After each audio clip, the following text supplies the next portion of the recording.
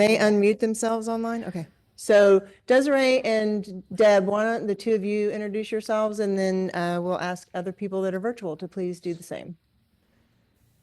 So Deb, you want to go first? Sure. Is this just a basic introduction? Yeah, just like who you are, where you work, what you do. Okay, excellent. I'm Deb Fitzgibbons. I am the coordinator of the Oregon Technology Access Program, and I am in Cottage Grove, Oregon, about 3 hours behind you all. It's a pleasure to join you today. We are working with accessibility and beyond. And Desiree, I'll pass it over to you. Okay, so for now, I think I'm just a voice because I can't get my video camera working again. I've been having trouble with it in Zoom. So I am Desiree Simeone. I'm also in Oregon, just outside of Portland. So it's a little after 7:15 or so our time. I work right now at Pearson. I've been working there for, oh man, almost 9 years now. I do accessibility testing. I'm totally blind. I use JAWS for the most part, but I also use NVDA, VoiceOver, sometimes narrator, and different Braille displays and devices to do testing for Pearson for their assessments and that kind of thing. So. Hey, yes. Take the mic. I don't know if that's even on. I don't know how you turn these on. Here, I just need I got paid this already. Oh, okay. Carolyn Kingston, just wanted to say hello. Hi, how are you? I'm good. We'll let him I promise I'll try to fix my video before this afternoon. It's just been a stubborn thing. Okay, so Jane, you want to go next? Sure. I'm Jane Lindsay Leineck. I'm an occupational therapist at Austin ISD. Glad to be here today. Thank you. Carrie? Carrie says she's in a cancer center, so Okay, she can't. Okay. herself here. All righty. And then do we have Sasa? Yes, good morning, everyone. My name is Sasha Stoichito. I'm joining from Los Angeles. I work for Los Angeles Community College District, supporting faculty in online teaching. Great to have you. Is there anybody else online? Because I can't really see who's there and who's not. Okay. All right. We have Nancy. Nancy, did you speak? No, I didn't. My name is Nancy Edmonds. I am a instructional designer in a community college in Annapolis, Maryland, and I'm very happy to be here. Thank you. And Lisa, did you speak?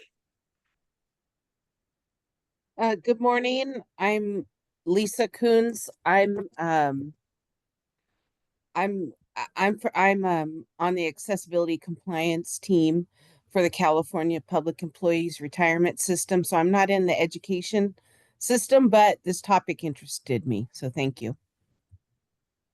Great. I think that's it. All right. Wonderful. I'm echoing. Is that a problem? Anyway, I'm just gonna. Okay. So, we're just going to quickly run through these intro slides. We're actually still pretty good on our time, believe it or not. So we thought maybe our intros would take a little bit longer. It's really good to have all of you here. We're excited to share all this information with you. And hopefully, I mean, even though some of what you're going to hear today is skewed a little bit to K-12, it's still very broadly applicable to higher education. So the frameworks and things that you'll learn about today will apply to that. So at the end of the day today, you'll have some knowledge of where some resources are about the new Title II rule for the ADA. We're going to talk a little bit about how you might start building an accessibility program within your organization, what that might look like. And we'll have some hands-on time this afternoon with doing some accessibility testing. And then we'll also look at how you read and interpret vendor information and information that really is marketing material. How do you decipher that marketing material to determine what is and is not reality with respect to how the products are going to work with kids or adult learners? So that's kind of what you'll learn by the end of the day today. Our presentation materials, this slide will be at the end as well, but we have a whole folder that has a bunch of stuff in it. We don't have the slides in there yet because the slides have video in there, and there's like 170 something slides in this presentation. So we will take the video out so that we can hopefully get it to upload. I'm not entirely sure if that's going to happen, but everything else is in this folder. So we have a lot of reference material, reference links and things like that that are in one of the documents in there. So we'll be talking about that somewhat later on during the presentation. All right, so there is a notes document that sort of follows along with what we're going to be talking about. And it has links and things in there that you'll be referencing. So we'll talk about that notes document. You can get to it either through the QR code or through the bit.ly. Yeah, this got messed up. I'm not even sure what happened here. I'm not sure that these slides are accurate. Distorted. Yeah, they got distorted. Things got messed up. So, anyway, so we had a little bit of trouble with the slides as well. All right, so the schedule for the morning is we're going to be talking a lot about organizational change and doing again some hands-on activities around that. And then we'll break for lunch. And then in the afternoon, we'll have some hands-on work around how do you test, how do you interpret vendor documentation. Before lunch, there's a couple things we want you to be thinking about. Before lunch, we're going to talk about what's clear to you, what do you feel like you have down pat pretty well, and what's maybe a little cloudy, what are you needing some clarification on maybe after lunch so that we can talk through and maybe explain some things that might be a little confusing to you. So right before we break for lunch, we'll do that little activity, what's clear and what's cloudy. Then at the end of the day, we're going to do the 3, 2, 1. Jennifer, do you want to explain 3, 2, 1? Did you know better than I do? Sure. Here. Yeah, I forgot it's the other people. Okay, You got a mic? Okay. okay. Okay, y'all gonna have to keep reminding me about that because I usually don't use the mic. But a 3, 2, 1 is just the way we're gonna kind of summarize what happened throughout the day. And so we're gonna talk about 3 things that really interested you, 2 things that, what did I say? 2 things that you want to know more about, 1 thing you're going to implement immediately.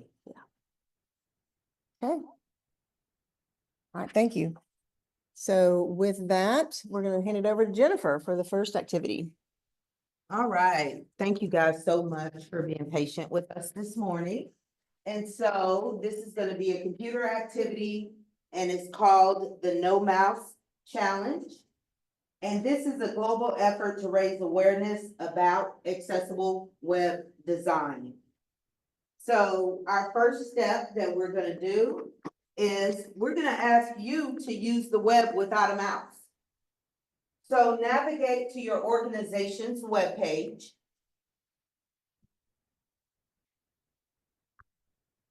And while you're doing that, in the notes document, if you need help with keyboard navigation, there is a section in that notes document that gives you some keyboard shortcuts.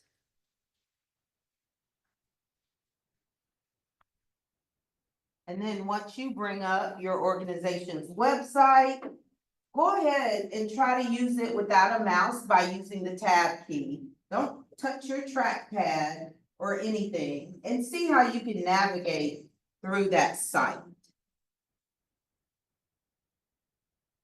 All right, so this is an interesting challenge just to, like I said, raise global awareness about web accessibility. Because while you were able to navigate most of the sites you went to, there's more that you wouldn't be able to navigate. And so your step 2, you're accomplishing right now because you're learning more about accessible web design. So we can check that one off. We've done step 1 too. So we've done step 1, we've done step 2, and now step 3 is just spread the word. So anywhere hashtags are supported, please use hashtag no mouse. And no mouse is all together. It's no, and then the M is still capital, but it's all one word.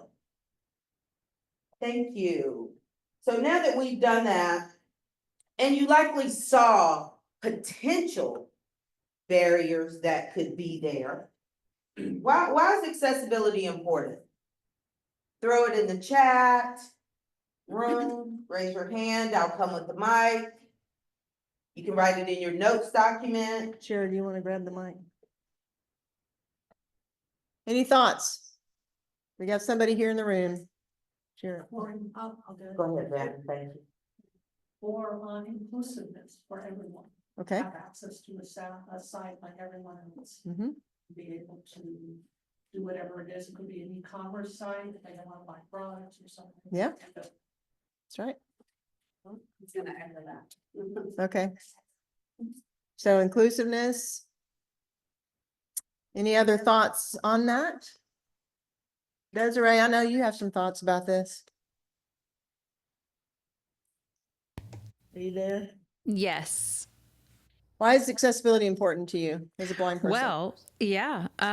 So obviously I use it every day.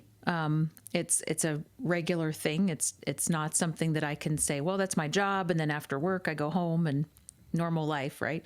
So everything that I do online depends on how accessible it is, from paying bills to just accessing stuff for my kids. As you'll see later, I had some barriers with that, and I pretty much do every day. There's always something. And so it's important to me, not just for myself, but everyone else in the community that experiences this deserves to have better access.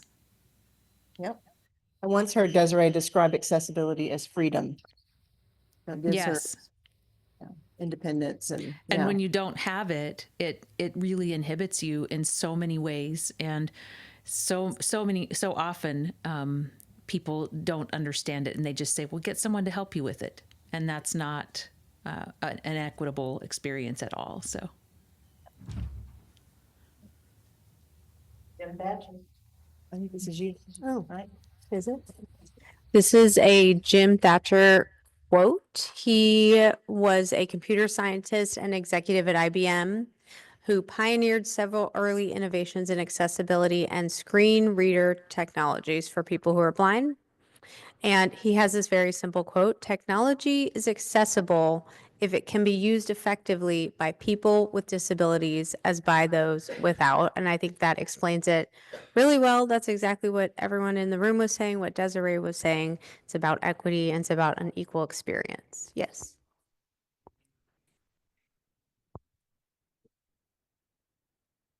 But she could probably. We're increasing the volume. I will speak louder. I will increase my own volume. This is also you. So accessibility, as we said, it means people with disabilities can access, engage, communicate, and be understood and enjoy the same things with the same privacy, independence, and ease of use as people without disabilities. And I think that's everything we've been saying. It includes websites, it includes apps, it includes any tools and school software that we might be using for everybody equally. A11Y, in case you do not know, is it called a numeronym? And actually what that means, I used to think it was just a shortened way of saying accessibility, but it is, there are 11 letters in the word accessibility. Excuse me, between the A and the Y. And that is why we say A11Y. It's used as an abbreviation, and you'll see it all over the conference in case you're not aware of what that means. Okay, so we're going to talk today a little bit about the web content accessibility guidelines. We'll get a little bit more into it later in the day, but this is just a really brief definition that it is a set of rules to design content so that it's clear, usable, and works well with assistive technology. And the way that you pronounce it is WCAG. So you'll hear people say WCAG or WCAG. They're both, equally, acceptable. But I just wanted to kind of give you the pronunciation there.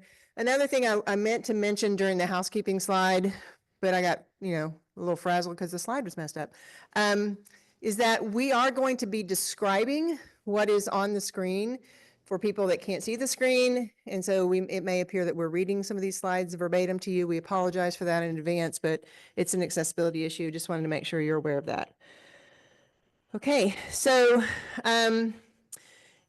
there's a new Title II rule that I'm sure that most of you have heard something about by now. But the Americans with Disabilities Act, the Civil Rights Division of the Department of Justice, was able to get this passed and approved.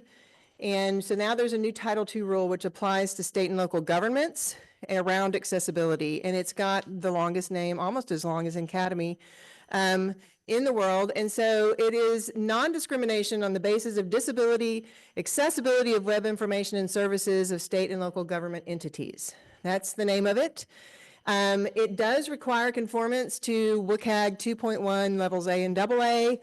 And there's some information in your resources folder. There's a reference document. There's also a legislative analysis document. We use the analysis term very loosely there, but we have some descriptions of what is basically required of this new rule in there.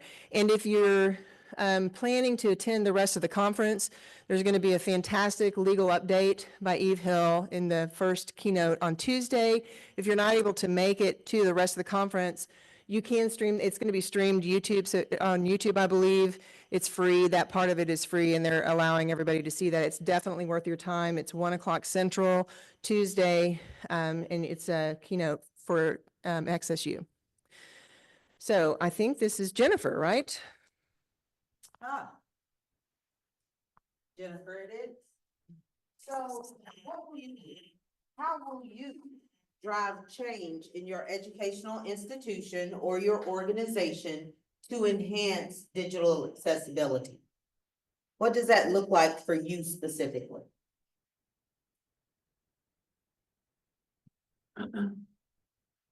Well, at TSBVI, we have a monthly newsletter, and I have a section of it which I'm responsible for, and so I always put little tidbits about accessibility in there, about different things regarding digital and printable documentation. For instance, the last thing I put in there was about scanning documents and how those are not accessible. So it's like, that's what I do, what we do. Okay. At the school. I do something similar in my organization. We have several newsletters out. And so I send accessibility tips every month in those newsletters that are floating around the organization. You're online, I'm going to tell them if they're online. If you're online, you guys want to put it in the chat. Or you can come off mute, onliners. Anybody else? That's what you're here to learn today, right? Say, stop asking me questions, just teach me. Yeah, so there's drive that change. And so we'll be looking at a lot of those options later on. So I work with a blind student who's in private school, and we work with his teachers on how to create accessible documents for him, so that we're not always having the TBI having to do the document. So if they are creating we'll help them with existing documents, but if they're creating new documents, we do teach them the accessibility features to make sure that the document is fully accessible. Any takers online? Deb, I feel like you can speak to this. Well, I put something in the chat, but our institution is doing a great job with the initiative of teaching our faculty members to be responsible curators and creators. They have those two roles that they play. So we try to increase their awareness and then build their skill base. Awesome. Amazing. Thanks, Nancy. And Jennifer, thank you for making me think harder. I have, as I mentioned, I'm with the Oregon Technology Access Program. So a lot of the work that we're doing is on a statewide level, no pressure there. But we started talking about things such as Title II ADA a year ago. And we are in partnership with Academy, who you're lucky to have there with you today. But it has been a slow road to find people on the statewide level who are making a difference or are really engaged in the work with all of the things, other things that they have on their plate. So we've been really trying to begin with that awareness level and trying to build and create templates for folks around our state. So I appreciate that we have the district level, we have the community college level, I hear workforce. So these conversations are happening in all of those places. And so beginning with that first level of awareness has been where we've really had our focus so far.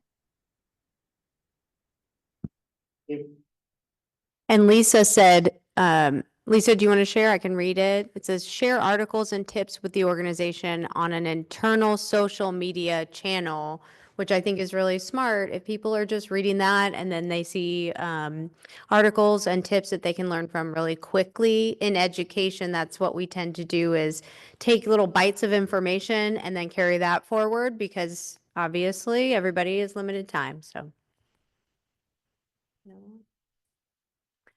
one more from Sasa. It says, we are hosting weekly webinars, supporting faculty in one-to-one sessions, launching asynchronous courses every 4 weeks, and pretty much integrating A11Y accessibility in any way we can. Pretty amazing.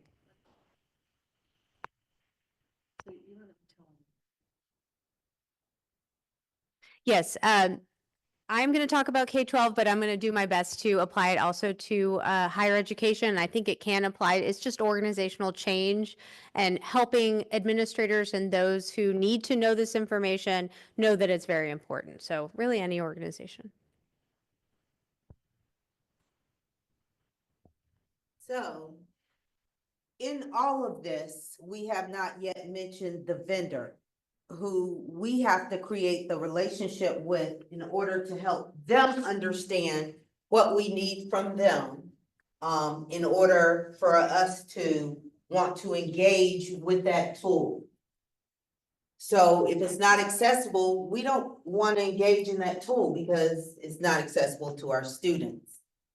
And so in thinking about this, Jan and I came up with kind of I don't know if it would be a framework, but it's a program for vendors. And I'm just introducing it here a little bit. We'll talk about it a little bit later. If you want to advance one slide. So we have those benefits of the vendor in good standing, which I'll refer to as VIGS, and it promotes collaboration. It's customizable. It is a means for continuous improvement. Because when you say to a vendor, I need you to meet these WCAG success criteria, and I need you to meet, most of them don't even know what that means. So in order for us to develop that relationship and really get them committed to accessibility, we want to look at that continuous improvement. It sets clear expectations. It has sustainable workflows. And believe you me, I'm always looking for sustainable workflows. I'm the only accessibility specialist in a district with over 200 schools.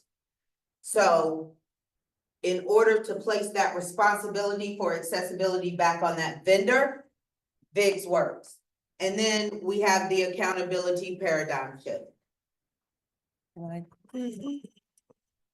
I think that am I supposed to? Okay, so I just want to let you guys know that the framework in its current draft is in your resources folder. This is a link directly to that document in there.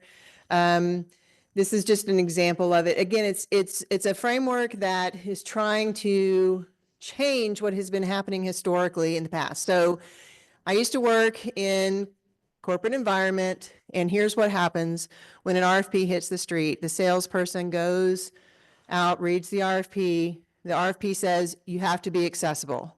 Well, there are 50 success criteria in levels A and AA in WCAG 2.1.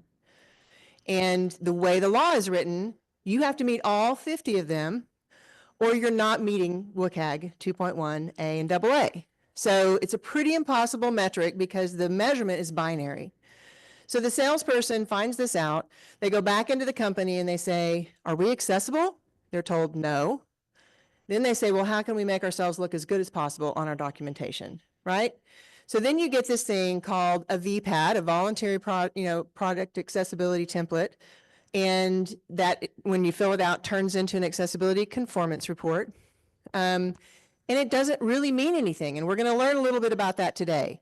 But what we're trying to do is change this us versus them sort of mentality that we often have with our vendors, and instead get the point across to them that we're a whole lot better off if we're working together, which is why VIGS is built the way that it's built.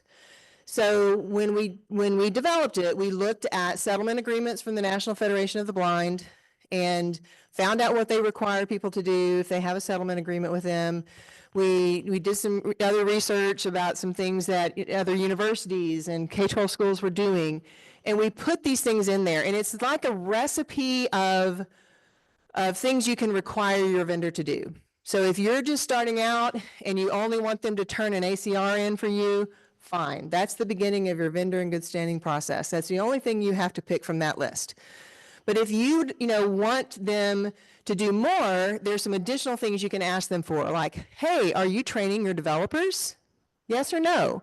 If yes, what training did they go to this last year, right?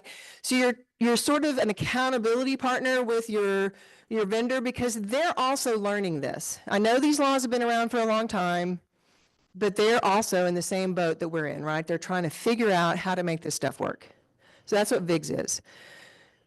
And it's also designed to keep you from being the accessibility police, right? Because schools, that's why you have your button, yes, and it lights up, people, it lights up, you can put it, yeah, on it. So, those of you that are not here, we have these cool little buttons, I don't know if you can see them, but they light up, and so I'm sorry that you're not here, but maybe if you put your email in the, give me your email and I can maybe send you one. But what we're trying to do is not be the accessibility police, because that's what we've been doing in the past, right? Every school across the country is testing the same ed tech product themselves, right? Over and over and over again. And the vendors are getting mixed messages and they don't know what to do with that. And so it's not helpful for us to be the accessibility police, right? And it stresses us out. We don't have the time, the staff, the means, none of it in a school system to be the accessibility police. So that's what VIGS is designed to do, is we're going to stop doing that. We're not going to be the accessibility police. We're going to be the collaborators. We're going to be the partners, right? That's what we're going to do. Okay. Can you hear me now? We have a sound issue. Is it better?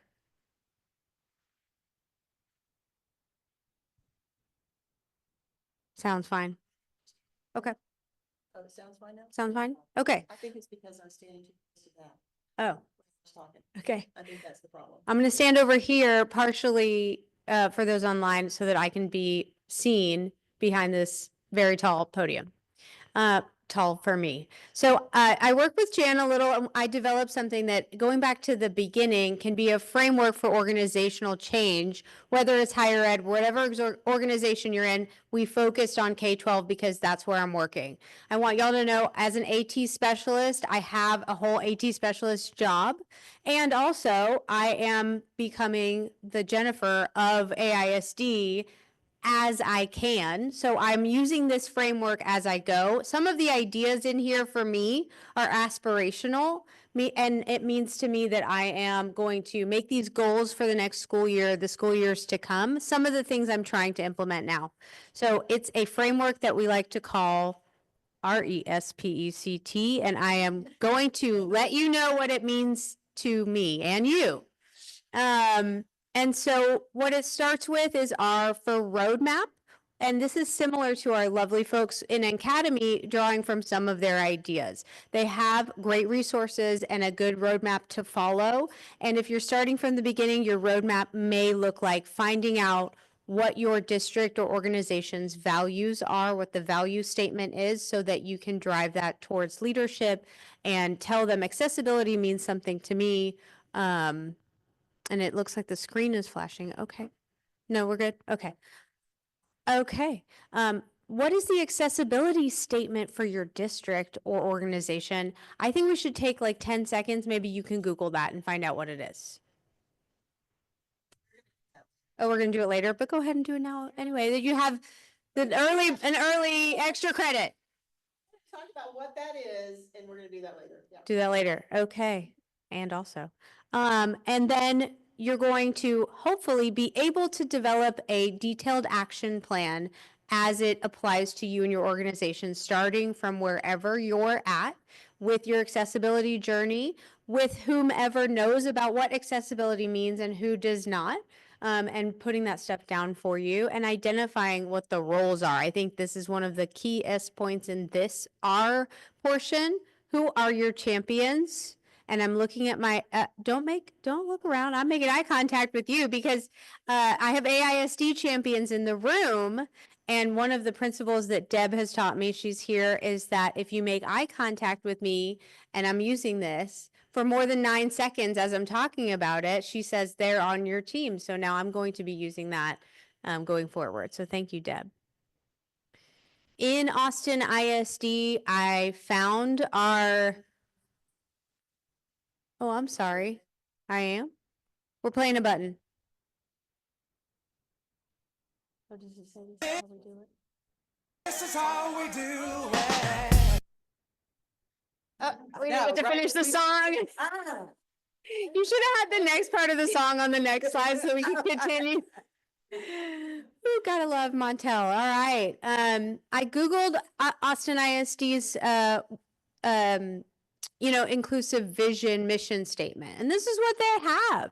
Our district values diversity, inclusion, and meaningful engagement for all. In Austin ISD, we believe in a culture of equity, opportunity, and support for all students and staff. Awesome. And let's see what that means to us when we bring it to administrators and we take it forward.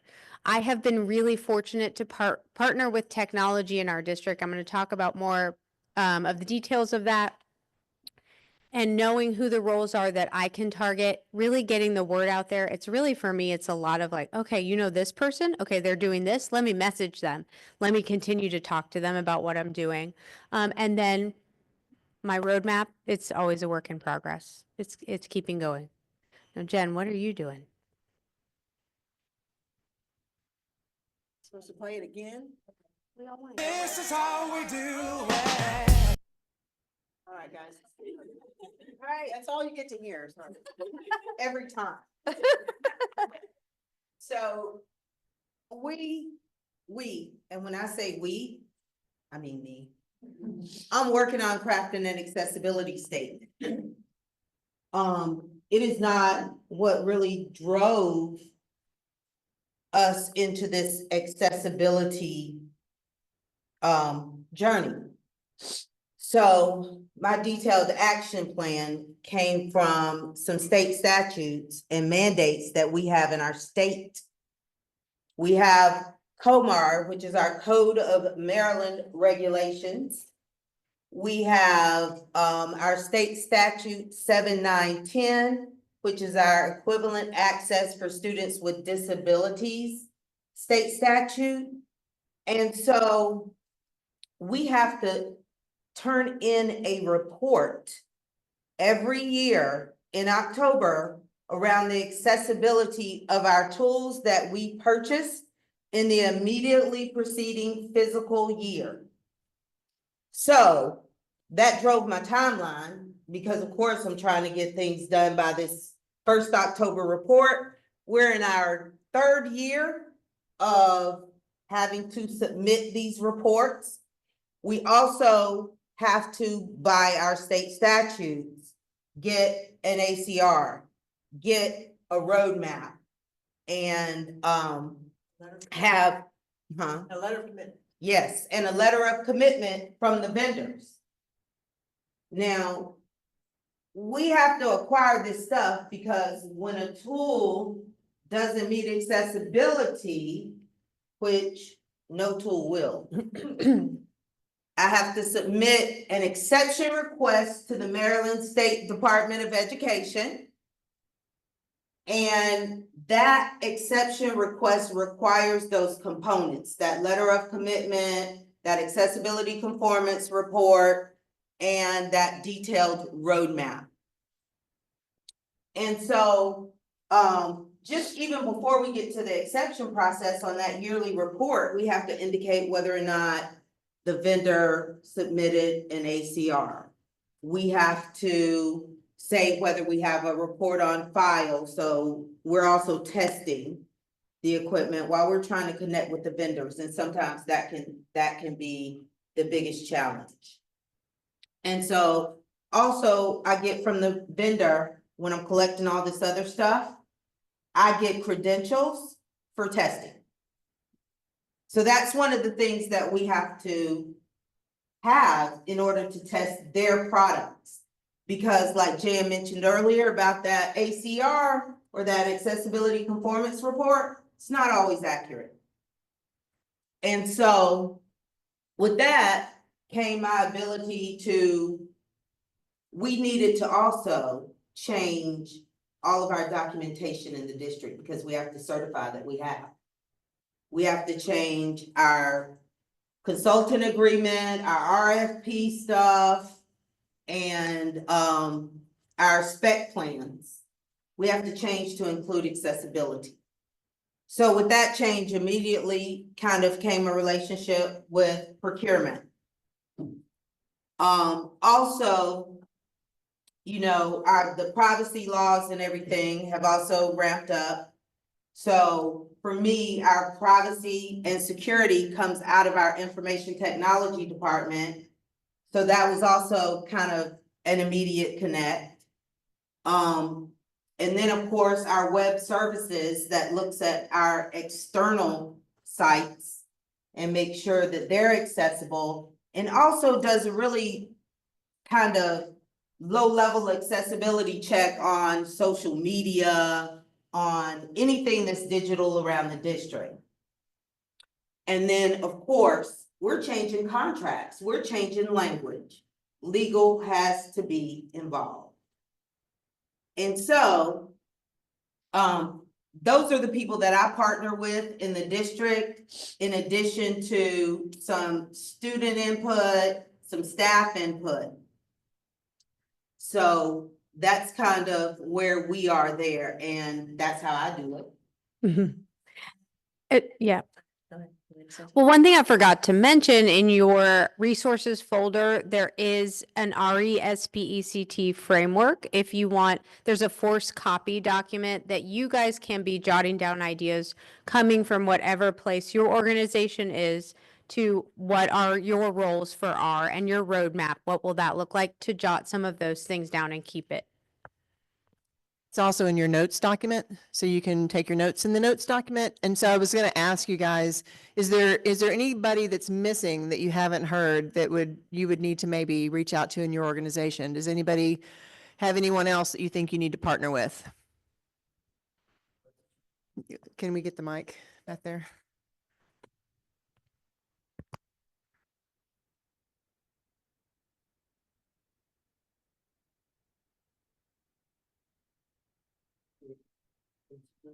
And we pretty much go through the same process.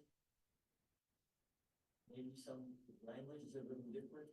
What do you do when you have a large organization in which smaller units have system needs and they choose to use custom tools that they want to use, and they just use them because they need them, and they don't inform the central either accessibility unit or the information technology unit. And when it is found, and you ask the vendor to, you know, do everything that you're asking for, I'm asking for, but the vendor doesn't have the budget, doesn't have the manpower, but your people in your organization need the tool. Have you addressed that in any way? Yes. I have actually addressed that already. And so what we do is can't buy it. We also have, so we can't buy it at all. It won't go through our system. Digital tools get a flag on them when people try to put them into our purchasing system. That flag kicks back to the CIO. And then he'll let myself and the data privacy person know what tool it is, and then we'll both begin, our research on that. We also in Maryland put an indemnification clause in our contracts. So we can hold them civilly liable if within 18 months after we acquire their product, we find that something is not accessible that they said was accessible. Yeah, I'm sorry to interrupt. We can't hear the person. You can't hear We anybody? can't hear any of the conversation. Can you hear me now? I can hear you, but if you can just give us a quick summary of the conversation, that would be great. Like, what was his question? Okay, so the question was, what do you do when you're in a very large organization and somebody is using a tool, they didn't notify the central offices about it, and they need the tool, but it's not accessible, and the vendor says they don't have the budget to make it accessible. And so then, did you hear anything that Jennifer was saying about how she addresses it in Maryland, or is that mic just not working? Yeah, I don't know. We didn't hear the initial question nor the conversation that was going on, so appreciate that. Thank you. Okay, so. We could Jennifer- hear Jennifer, but it sounded out of context. It was hard to know what she was really Okay. addressing when we All right. didn't hear the question. That's all.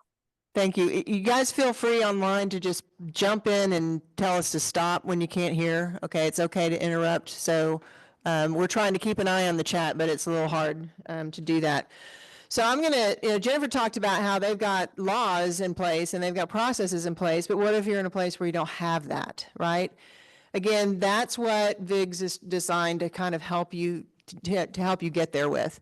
So when you implement a vendor in good standing process, you're in control of how you want to implement that. So you can give the vendor some grace and say, we're going to use your tool for the next year, but we're going to start looking for something else unless we start to see some progress on your part. So yes, small vendors may have to struggle with this, but this is not going away. And so you have to educate your vendor.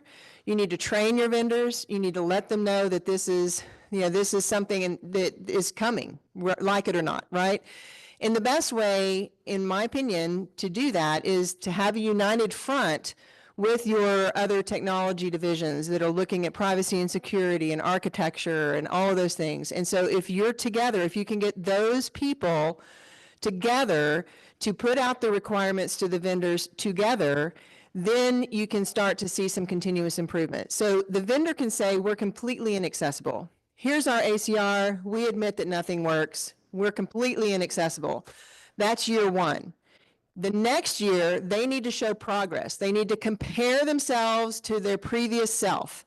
They need to make some progress. So maybe they change some color contrast. Maybe that's what they do. Maybe that's what their roadmap says, is we're going to improve the color contrast on our site. Okay, little incremental steps to help them start to learn about this. Have some expectations that they're going to be training their staff, that they're going to be investing in this, because you will eventually have to say, we don't see you trying.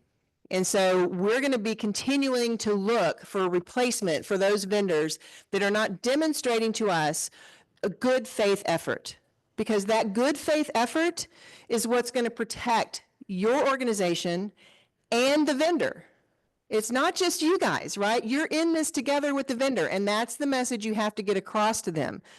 That if you don't work with me, then both of us are at risk. But if you work with me and we can just demonstrate that we're trying and that we understand what the problems are and that we're addressing them, then if a lawsuit comes up, we have all this history to show how much we've been working on this and that we've been making progress. So change is not going to be instantaneous. You're going to have organizational things like that, especially in a larger organization where you're very siloed. And so you've got to think about systemically, how do we cross between those silos? How do we build those bridges so that we can work together across the organization? And that's unique to every organization. That's why you have to have the conversations. You have to build your team. We have a question here. Question. I wanted to ask the question. I know they've passed that law and it's been approved. When do they start enforcing it? as you can probably tell already, in Austin ISD and in Texas, we haven't started enforcing. There's really no legal anything behind what I'm doing. And no one, to me, from my view, I don't know. I don't know when that will happen. And I'll talk about this later. I have made it a point not to like lead with for my administrators, we might get sued one day, because that has not gone over well. And so, we're trying to reframe that in AISD. So, go ahead. Fortunately for me, on my team, I do have associate superintendent, I have the chief information officer. So and I made sure I have legal counsel. So I made sure that on the team, which I'll talk about a little bit more in detail later on, that those decision makers are there. So I'm not traveling through additional layers of, oh, now I need to get this approved and go through 5 more people. So I try to include those ultimate decision makers around the table.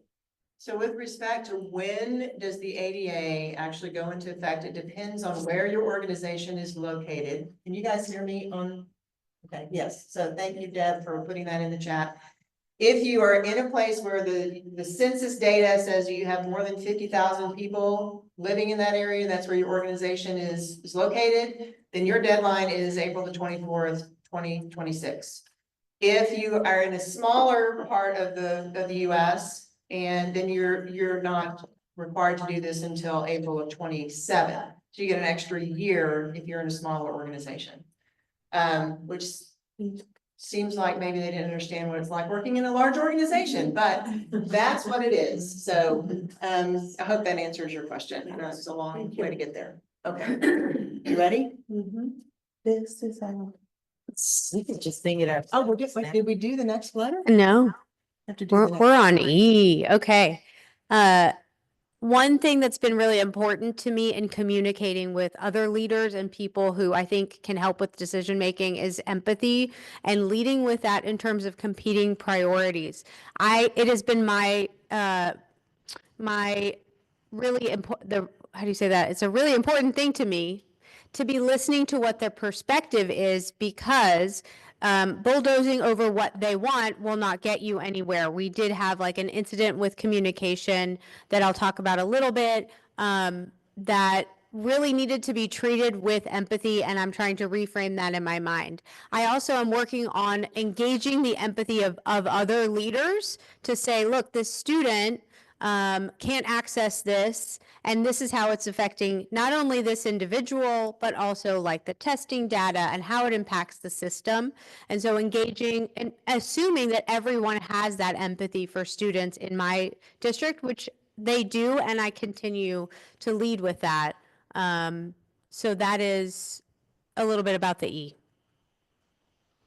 As I said, in AISD, there have been conflicts between AT and instructional and informational technology. I'm very fortunate, as I said, to have a technology leader on my side supporting me. However, there are others in that department that have said, we're going to take away this equipment from you, and you can't have it anymore, and iPads are this and that.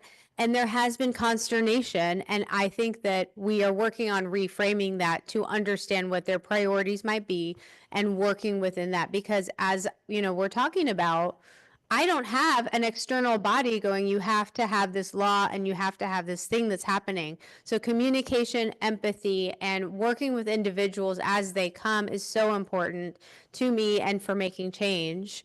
And I've been able to find some champions, and also I'm fortunate to have broad perspective as an AT specialist supporting 40-something campuses and working with curriculum and technology and executive leaders and all of the things to understand what they're doing. This is how we do it. All right, so we are showing empathy by allowing others to actually be a part of us figuring out how to implement these laws and mandates. And so we have done user studies. And that staff, students, parents, just informing them about the new mandates, the new laws, asking them how they feel about them, asking them how do they best think we as an organization can implement it.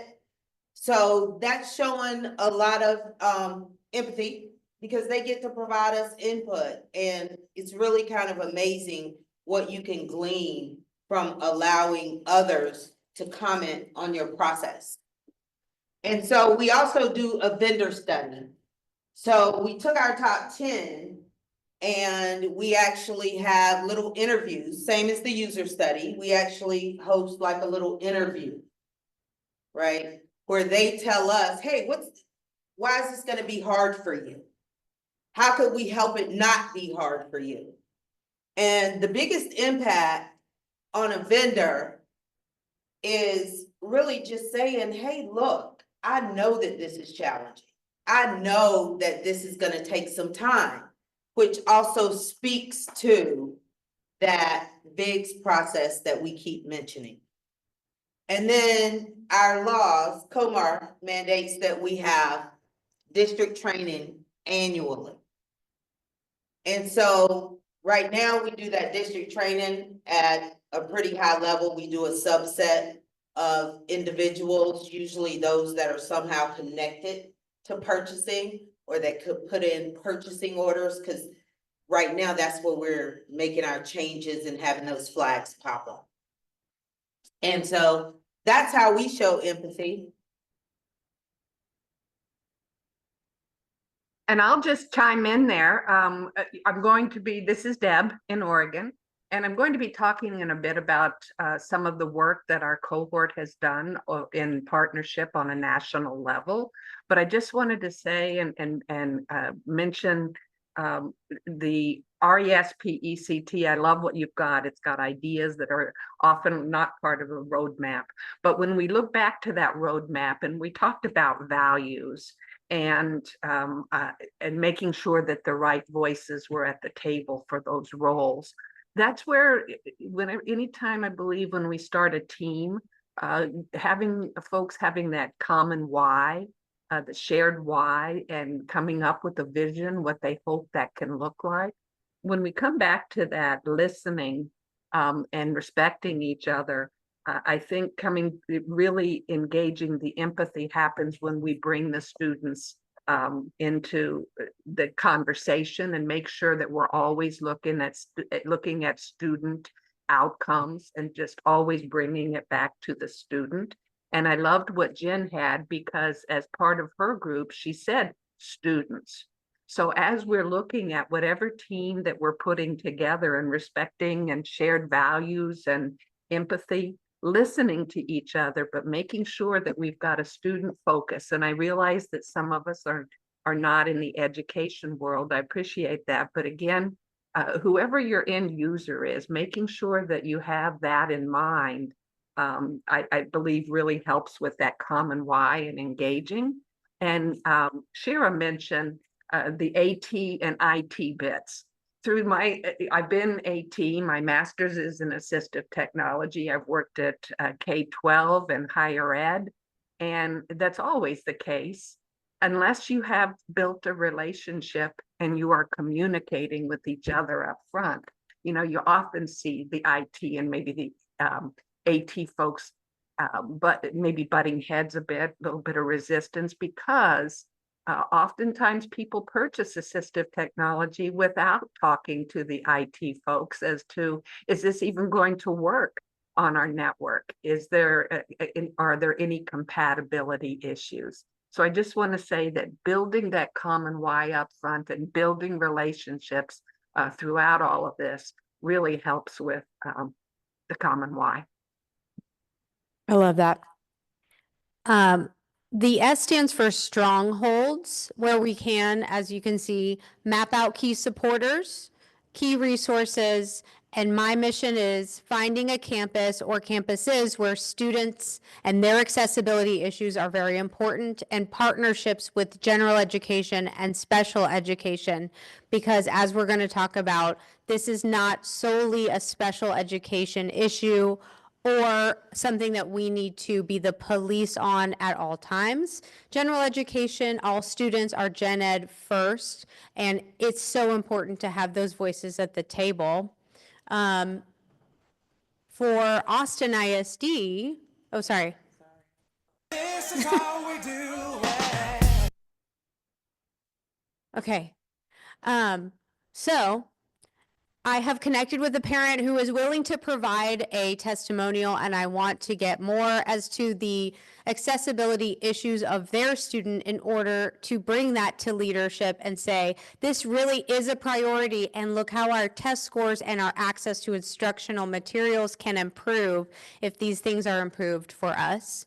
And keeping any other testimonials from campus and district staff anonymous. I think people in my district feel a little uncomfortable sometimes saying, this is not working and this is happening. And we need to make that easy for them, almost even making a channel for them to just throw it onto a Google Doc or something and not have them have any names attached. And then for my leaders in the room, we are going to be making an accessibility leadership committee, and Nicole is nodding because she's my teammate and she knows she's doing it. We're going to have PD credits that we're going to try to build in to make this a team effort across the district with PD professional development credits.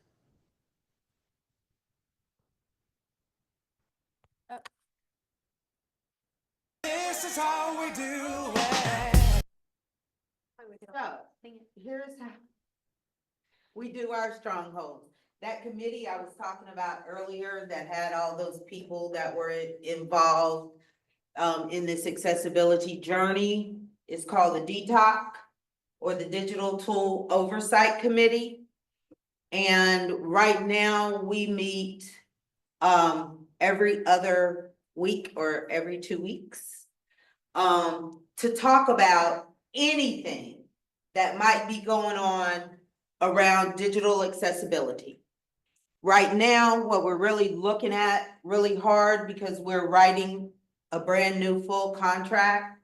Before we added an amendment and addenda, and now we're incorporating that accessibility piece in new contracts. We're trying to get that done by July 1.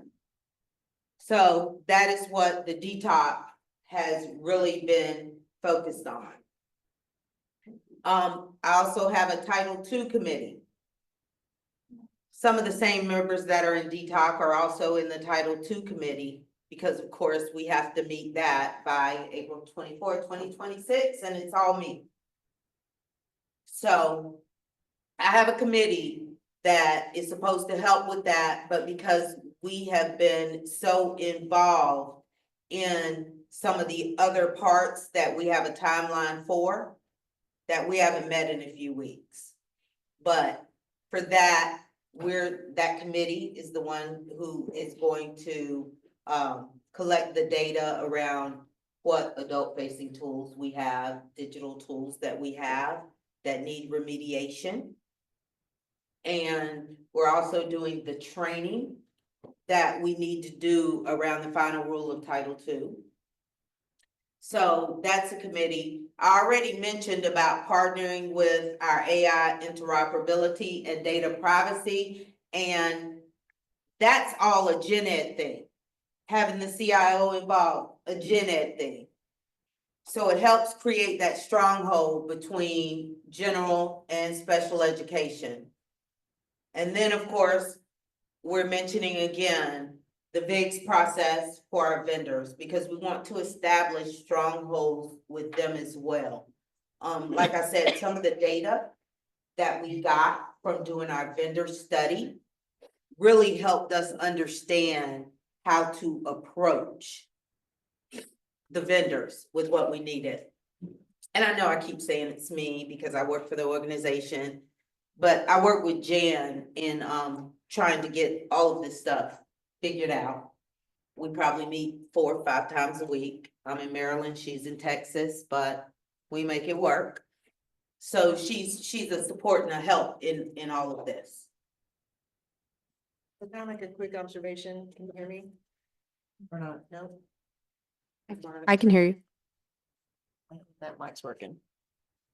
Okay, so I just want to make a quick observation. So when Jennifer said that the vendor interviews have been really helpful, that's very true. And when you're in a large organization and you have hundreds and hundreds and hundreds of applications that you're trying to monitor, and maybe you don't have centralized purchasing, and maybe you have all these other problems, which is, I think, what we're experiencing in both of the examples that we have here, these very large organizations.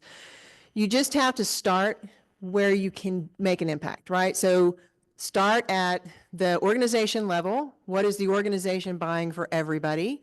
Let's start there, build your processes around that, and then kind of start going deeper into the organization as you figure out how you're going to implement your own vendor management system, which is what VIGS is. When we've talked to the vendors, the best thing that brings down the wall is for us to acknowledge that WCAG as a binary metric is impossible to meet. You can almost see the stress just leave their face. You know, they're just like, oh my goodness, I'm so glad to hear somebody finally say that, right?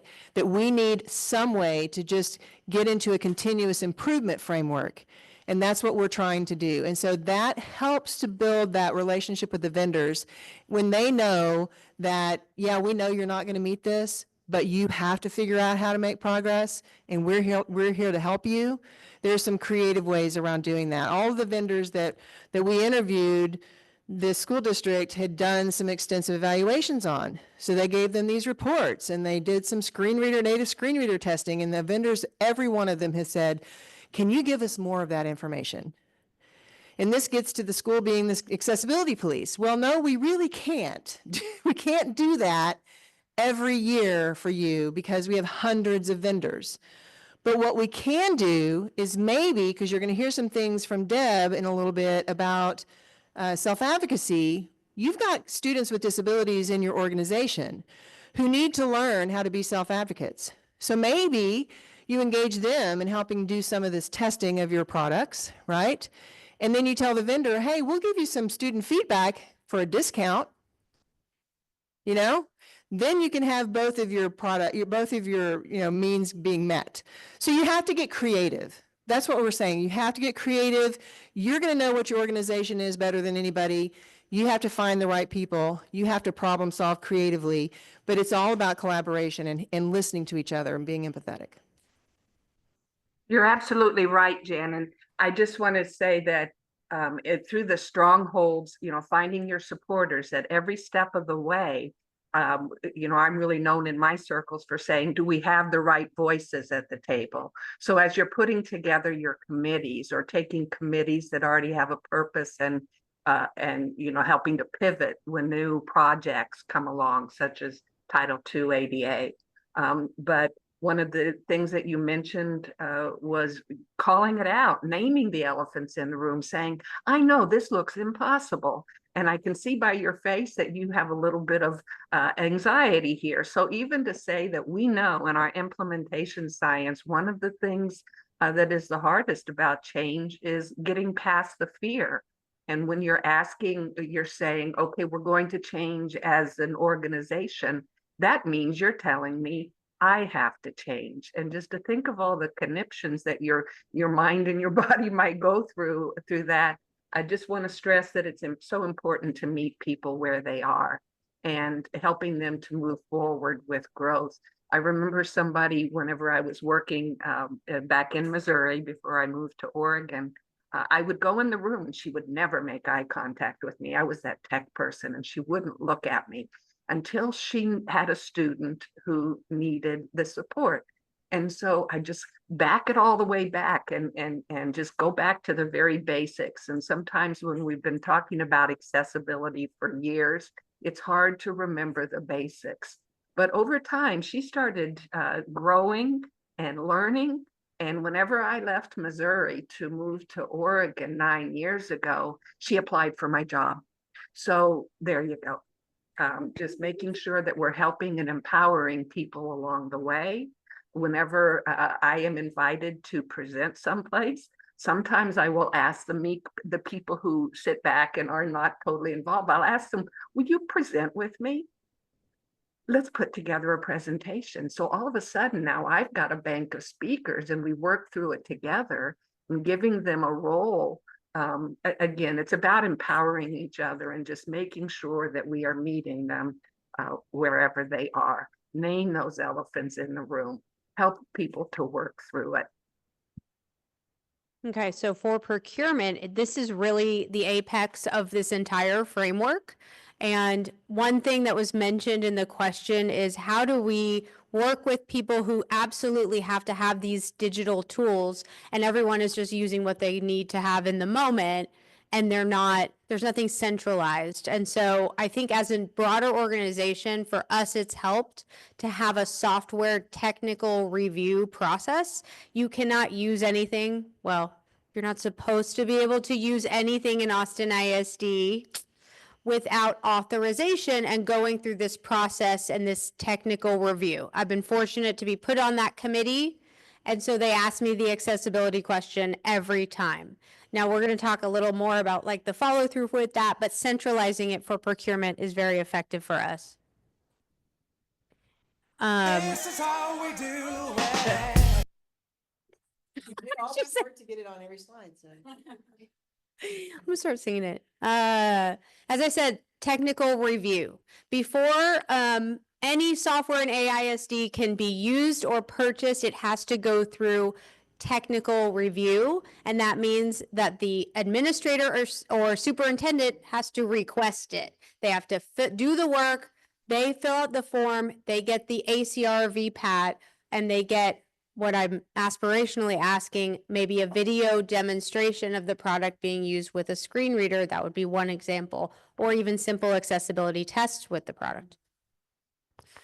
The two, yes, that's part of the one thing, one element of the VIGs that I've taken. I asked for the VPAT or ACR as needed, or as they have, and then a screen recording of the vendor doing accessibility testing with a screen reader or even simple accessibility tests.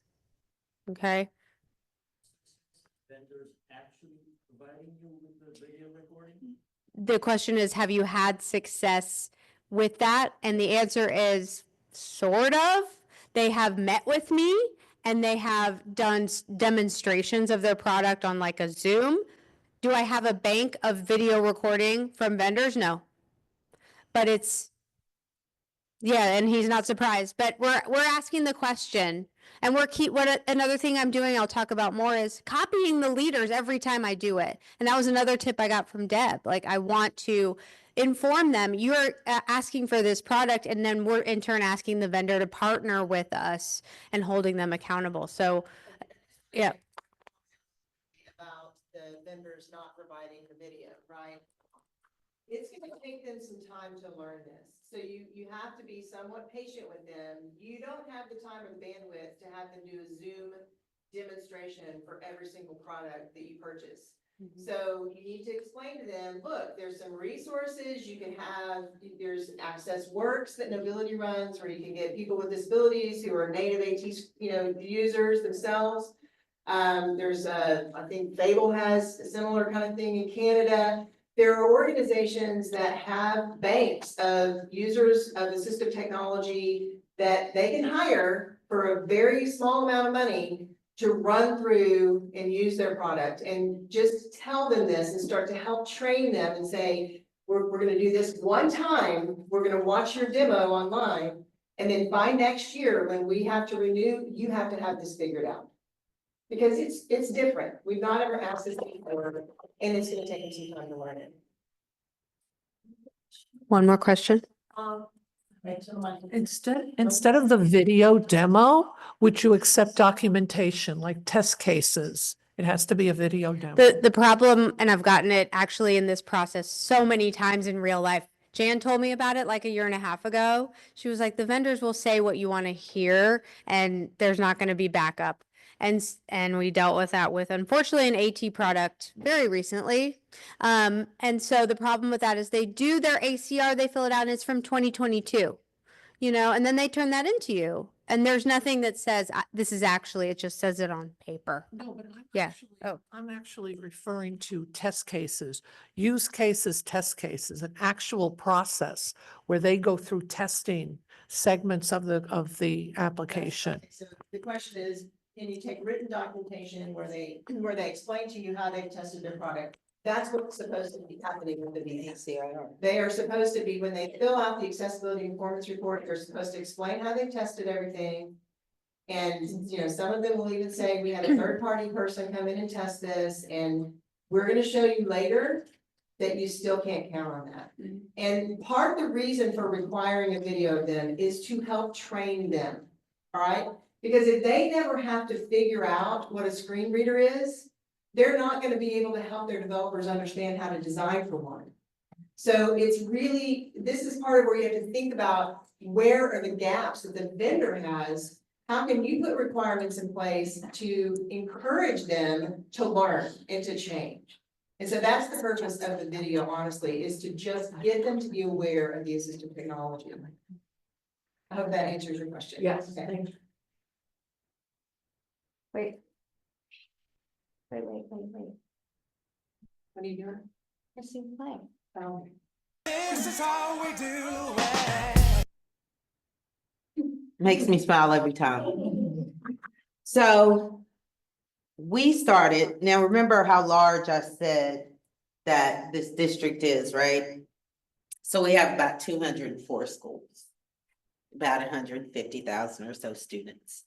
So, but we started with this manual software review process. Because remember, I'm being driven by these deadlines and everything, so we just had to try to put some processes in place as quickly as possible. And the way our manual software review process works is that when anybody in the district is getting ready to purchase a tool, they have to submit a review for request. When they submit the review for request, it triggers a vendor information form to go to the vendor that asks all the questions about accessibility, AI, interoperability, data privacy. And so it's pretty long, but that's how we begin getting the information from the vendor and the information to even test the products, because we also ask for demo and testing accounts in those documents. So it's tough because the district is large. And so filtering through that data after they give it to you can kind of be a challenge. So to that end, luckily the people saw that there was a challenge. And so we purchased Learn Platform by Instructure to actually help us manage our digital ecosystem. So now we will be able to, in the Learn Platform, we'll be able to house vendor documentation, send vendor documentation, house contracts, send contract, things like that, that we'll be able to do. And then on the end user side, staff will be able to go into this platform and see what's already been approved. They will also be able to submit something that they want to be reviewed for accessibility, AI, interoperability, and data privacy. So we're hoping that that'll kind of speed up our process and make it flow more easily, not just for us, but also for the vendor.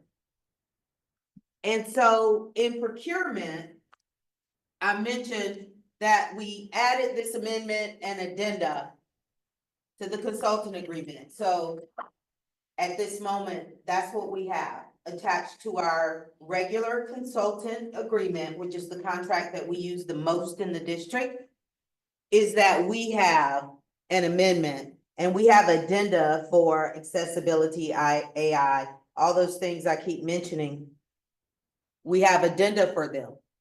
And so in that addenda, well, actually in the amendment, they're told that they can't redline things, because we know vendors love to redline when you send them a contract.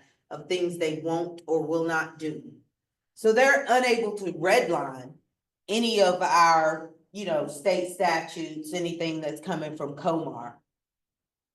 And so, and then those addenda are each separately. And the accessibility addenda has in it that they have to provide the letter of commitment and the ACR and all of those. So our next step, since we've actually got the most widely used contract out there with the language, is that now we're starting on the language for our request for proposals. So before you can even submit an RFP, there's gonna be things you have to meet. And so also, I didn't mention during this manual software review process, in our purchasing system, there's just a button that says, is this a digital tool or not? And if they're honest and they say yes, then that throws up that flag I spoke about to the CIO, who then sends it to me and my Wonder Twin. We call ourselves the Wonder Twins, the AI interoperability DPA person, and myself. Okie dokie. I'd like to just point out, when we talk about procurement, I'm going to refer to, there's so many roadmaps and samples out there, but I'm going to refer to the one from Academy, where of course you're beginning with your team, starting to train, but it's a great idea to take an inventory of the tools right up front.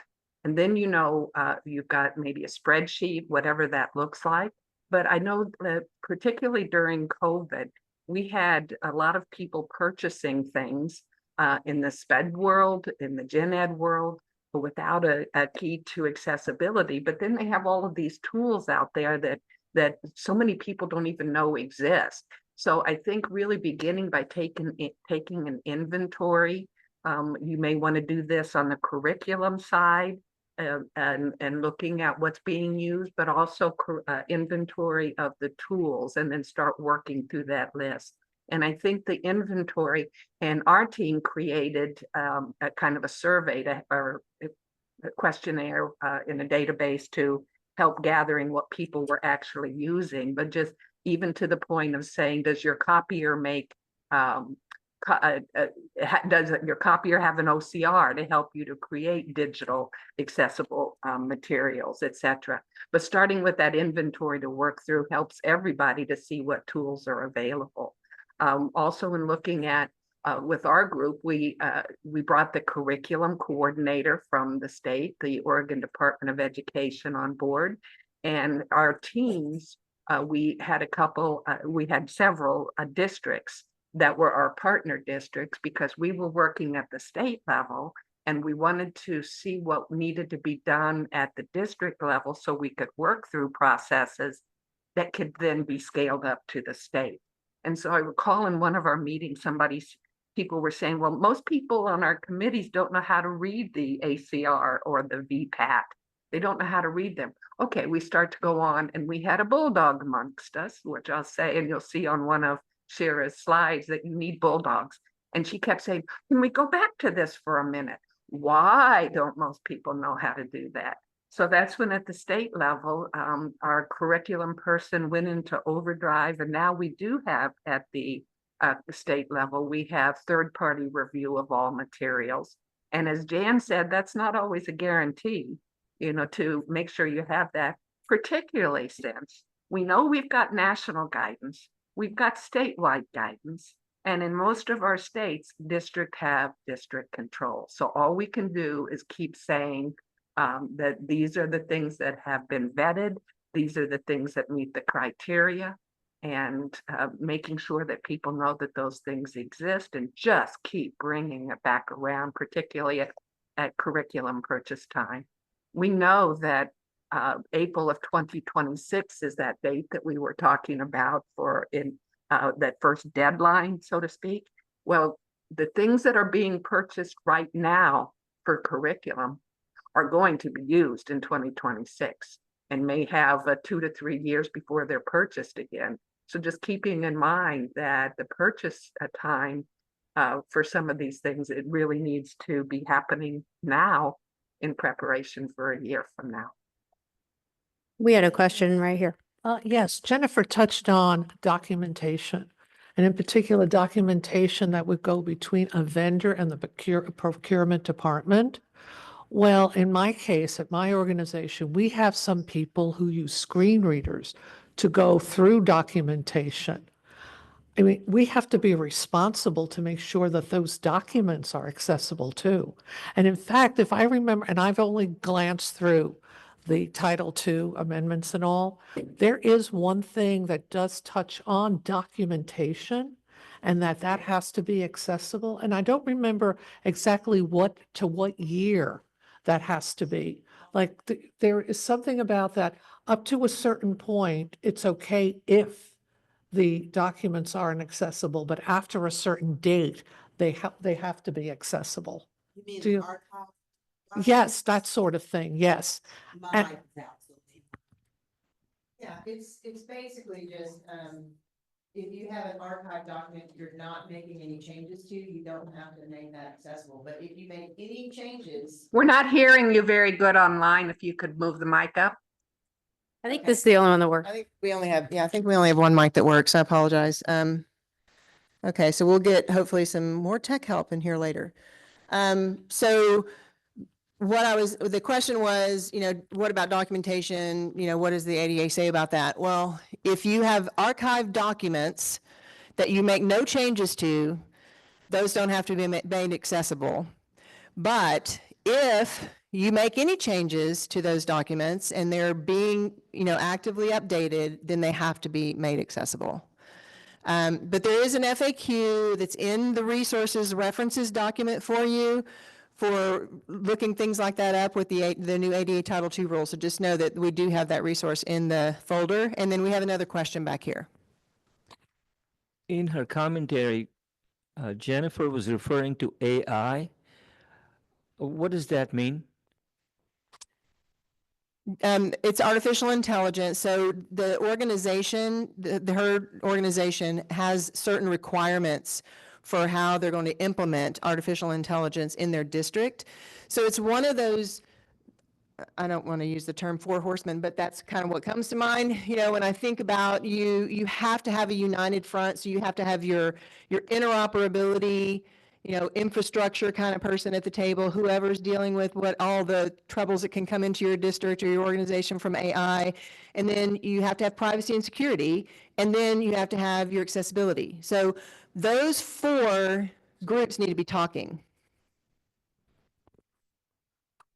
Are we referring to how artificial intelligence is going to be used in the district and how therefore it needs to be made accessible?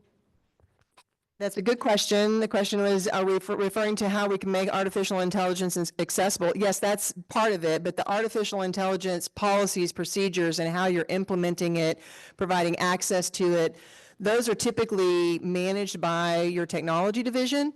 They're helping to make those decisions, and that's what her partner does. I'll hand it to Jennifer. Yeah, so the way that we work together is that it has to pass the AI, which we're looking at how you're using student data, things like that usually with the AI. We have a lot of vendors that trick us by adding AI and not telling us. So we've had to develop that as AI becomes more ingrained in the world of education. And so it has to literally pass interoperability, data privacy, and our AI piece before it even comes to me to get tested for accessibility. So yes, if they have an AI piece in there, then we would be testing that for accessibility, along with a myriad of other things. Did that answer your question? If not, let me know. We can talk about it more later. Alrighty. E is for expectations. And I just want to tell you, the bullets on the screen, the April 2026 deadline for compliance with Title II is something that my managing my expectations for my district, I do not expect us to meet that deadline. And I'm having that realistic expectation. And again, acting with empathy towards other individuals who may not know about that and may need to use this tool right now. How can we work together to ensure accessibility? And also expecting the vendors to show up and make the effort to make their product accessible to the best of their ability, and having a realistic timeline for that as well. This is how we do it. I started off this journey in my district using the Title II ADA as my urgency point. And again, what I told you before still holds. It has not been a good motivator for my leaders. They don't want to feel like I'm fear-mongering them into complying, even though it is coming for all of us, is sort of in the back of my mind, coming for me. However, I've used, like I said, all the other things in the framework. What is our mission here? I've had a great partnership with technology. I've been able to spread the word that students do not have access, getting those videos or testimonials from parents and students. That is an important thing for expectations. And then a benchmark, again, for success. There has never been a special education or accessibility representative on the software technical review committee that I know of. Been there since 2013. And the fact that we have a software review process and that special ed is represented in the accessibility sphere is good for us.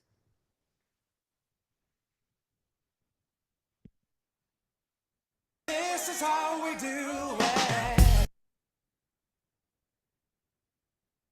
So, how we do it? I got up here success not defined, right? But I'm not so sure because we define it not in a 80% is success kind of way, but more in a are you committed to this continuous improvement kind of way. And then trying as much as possible to dovetail ADA and state statutes. So we have put language in the contracts that will address part of this if it's so we have to separate from an adult-facing tool, which is going to be mostly our compliance with Title II of the ADA. And so we just try to include everything in one place. And so when we talk to our vendors, they can be confused about, well, why do I have to meet this and not that? And it shows sometimes we very specifically ask for a version 2.5 international VPAT so that it covers 508 and WCAG. And they leave out that EU part. And so that is one of the ways that we actually try to dovetail the ADA so that they're not running two separate things. Our Learn platform will also help us delineate those tools. And so in our ADA, we're actually going to do an inventory of, our products, and we're going to do spot audits because we have such a large environment. We're going to do spot audits. We're having the training for ADA at the beginning of the school year will open up on our Safe Schools platform and be a required video that each and every employee has to watch. You want to say something? Here. Just have a housekeeping thing. We are 10 minutes away from a break, so we got 2 more letters, so hang in there, we're almost there. I just want to, as far as expectations, I'm hearing so many people in conversation, well, our website is fine. Our website is fine. And oftentimes the website is not truly fine. If you're using the end user, I think Desiree would say so many websites are not fine. But just wanted to point out and remind people that that Title II ADA goes way beyond the website. It goes into every app, every tool. It includes the people that you're doing business with, some of your third-party people, to make sure that all of your stakeholders have access. So it really goes way beyond the website. That might be where you start in testing, but just making sure that everybody's on the same page for expectations helps to know when you know what the scope of the project is. And so our timeline, oh, What happened there? I didn't go over the timeline. Oh,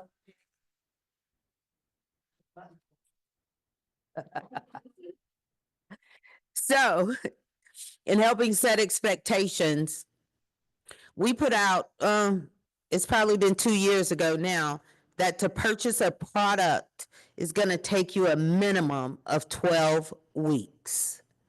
Because of, it has to go through all the accessibility approval, all the other approvals prior to being able to be purchased. The things that we need from vendors, we set a very tight deadline, like we need this by May 13th. And so it's pretty immediately that we need things to start coming in from them. And so that's how we do it. I love that. C is for collaboration, and I'm just going to highlight Bulldog here because I think we all know how to collaborate. We're all really good collaborators in this room. I don't think we'd be here if we weren't, but just really want to show this cute picture. And it's a picture of a bulldog, just a straight up, was it an English bulldog? Yes. Yes. And so this will be my next dog now, especially after this. And I actually used ChatGPT, which we're going to use a little bit later. What are the qualities of a bulldog? And it just gave it, I was like, what are the qualities of a bulldog that can be applied to a person? So number one, tenacious, using your tenacity skills to keep hold of the, dog toy of accessibility and be, keeping at it, don't give up. Be loyal to your students who have disabilities and cannot access. Be loyal to your students who might need access for whatever other reason, and maintain their perspective when you're going forward. Whether your challenge is with resilience, you will hit roadblocks. I mean, I've hit all of them already and barely started. And just keep on going. Again, dog with a bone. Be protective of your students with disabilities, for all students. Protect them, allow them to have access and equity like every other student, and maintain a grounded perspective in reality. The reality is we're doing the best that we can in Austin ISD. I know all of you will be doing that as well.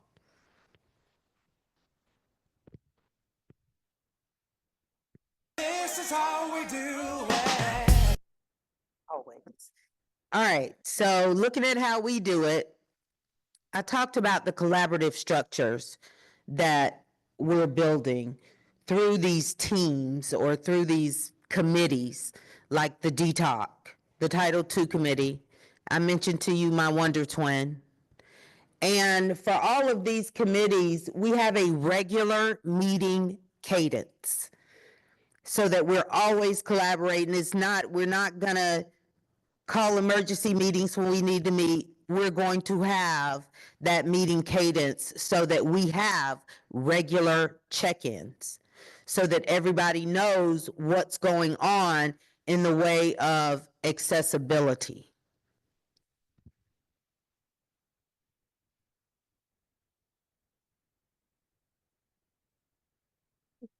Last one, testing and data.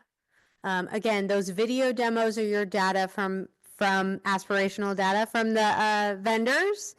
How your teachers and their administrators gather data about how students are achieving, that matters. If they don't have equitable access to the digital tools other students are using, how accurate is the data that you're putting out and moving forward? And in Austin ISD, we have some current struggles that you might be able to even read about in the news. There are schools that have a lot of issues my position is, how can I use accessibility or lack thereof to frame that for future success? There are, Chromebook implementation issues, there are digital platform issues, but keeping all of those things in mind, taking the data on them and using that to move the project forward. Again, I think we covered those. This is how we do it. So our accessibility testing, we do, Jan helps with a lot of it. So she's considered the third party. I help with some of it. And then we really count on our vendors to do their part in the accessibility testing through that VIGS process. And our VIGS, actually, the full program, which I think you guys, they have a link to, right, in your resources. But it asks for everything from video demos, which we ask for because they need to show us. And so I'm just speaking to your question again, because we've said, and you'll see, that ACRs are not always accurate.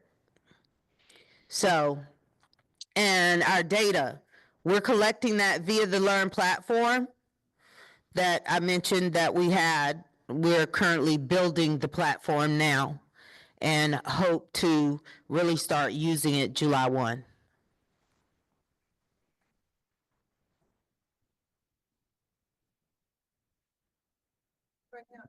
Okay, well, I was just saying, why don't we have a button on, everyone sing it with me?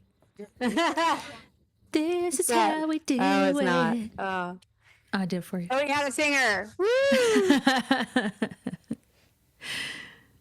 Oh, now? Okay.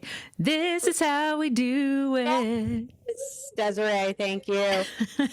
I keep you awake. We're not asking for charity. We're asking for the same rights and opportunities that everyone else has.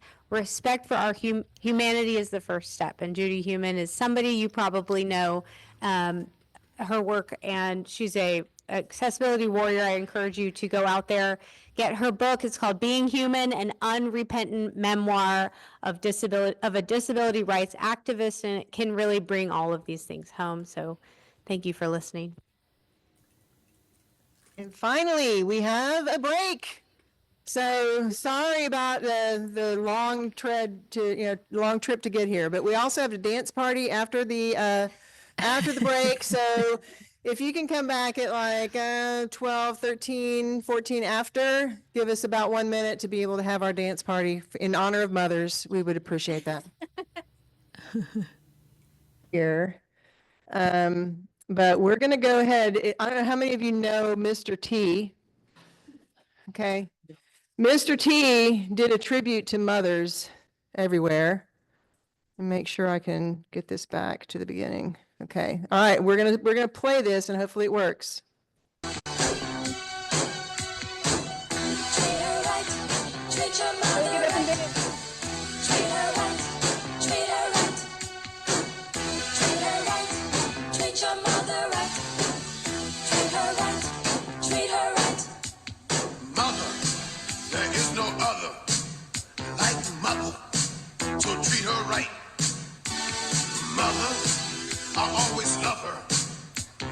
Mother, so treat her right, treat her right. M is for the moan and the miserable groan from the pain that she felt when I was born. O is for the oven with its burning heat, where she stood making sure I had something to eat. T is for the time that she stayed up night and took my temperature when I wasn't feeling right. H is for the hard-earned money she spent to keep clothes on my back and tried to pay the rent. E is every wrinkle I put on her face and every worry that I caused when I stayed out late. The last letter R is that she taught me respect, and for the room up in heaven that I know she'll get. Mother, there is no other like mother, so treat her right. Mother,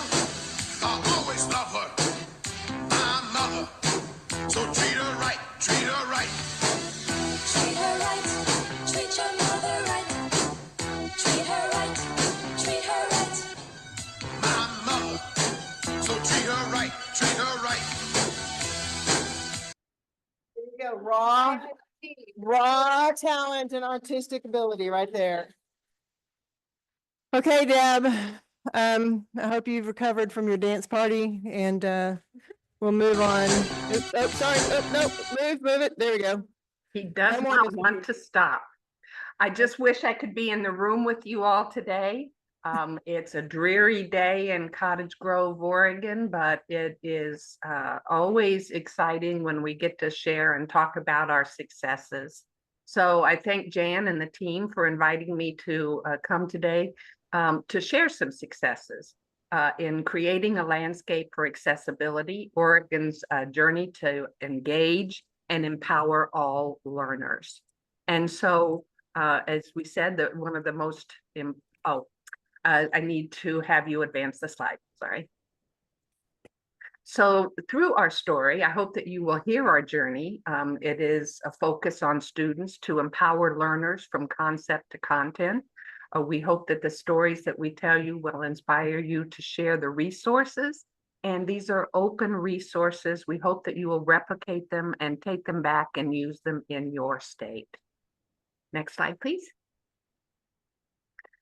So we begin, of course, we're talking about national level, a focus on accessibility, but then we bring it to our state level. And Oregon has remained true, even to today, to the purpose of equity, diversity, and inclusion, and quite vocal about continuing with that message.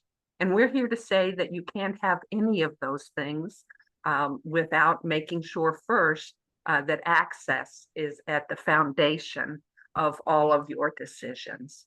Next slide, please. So the Oregon Technology Access Program, if I was in the room, I'd say, has anybody heard of this? If any hands raised, I know there are at least 2 or 3 in the room, but the Oregon Technology Access Program is one of the 2 grants that I support through the Oregon Department of Education. They are statewide and corner to corner and across the lifespan. And the Oregon Technology Access Program is now on its 40th year.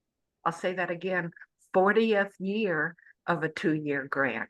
So as far as a team that started together, working together towards accessibility, our team consists of a party of 2, me and my assistant, but the voices that come from over the years from the professional learning team. We have a very focused team that has, one person has been on the PLT for some 30 years. So when you think about a good team, a foundation, we had it to begin with. Next, please.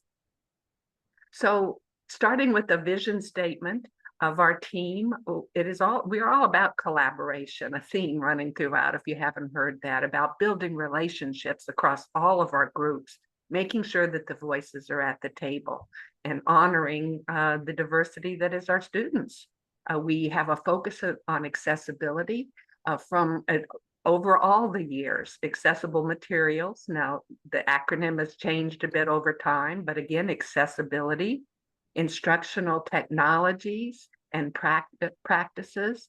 And then, as you know, through the years, universal design for learning came through, and the desire for deeper learning. We have members of the family organizations across our state are part of our board.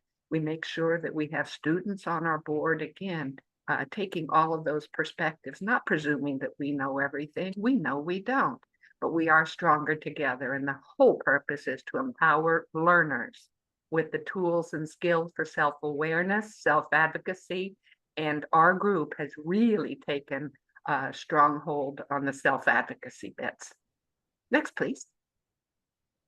So as I said, the focus of our group has always been for accessibility. And then in 2020, I wrote for the Technical Assistance Grant through the National Center on Accessible Educational Materials. And so for the next 4 years, we continue to build our team, asking, do we have the right voices? Well, of course we didn't. We invited the state assessment person onto our team, the person who's all about making assessment accessible, statewide assessment. We have the curriculum coordinator. We have the director of RTI. And we have the PBIS folks, multi-tiered systems. Every time we started to have a conversation, well, who isn't at the table? We brought transition folks onto the table last year because we know that these things need to go across all stakeholder groups. So this grant, technical grant, ended at the end of September last year. And now we are carrying over that partnership with Academy, who is in the room with you today. And so this is a bit about our journey. Our team came together. We all did a survey for the quality indicators. What does good quality provision of accessible materials look like? And so we all looked at what are the commonalities as a state system and as our individual pilot districts, what are the commonalities? And yes, we could work on every little bit, but let's stay focused on some major goals. So the first was to develop a statewide system for the equitable provision of AIM. And now, since this was the AIM, the materials piece, we know as our group that AT and AIM, assistive technology and AIM, are like peanut butter and jelly. They cannot be separated.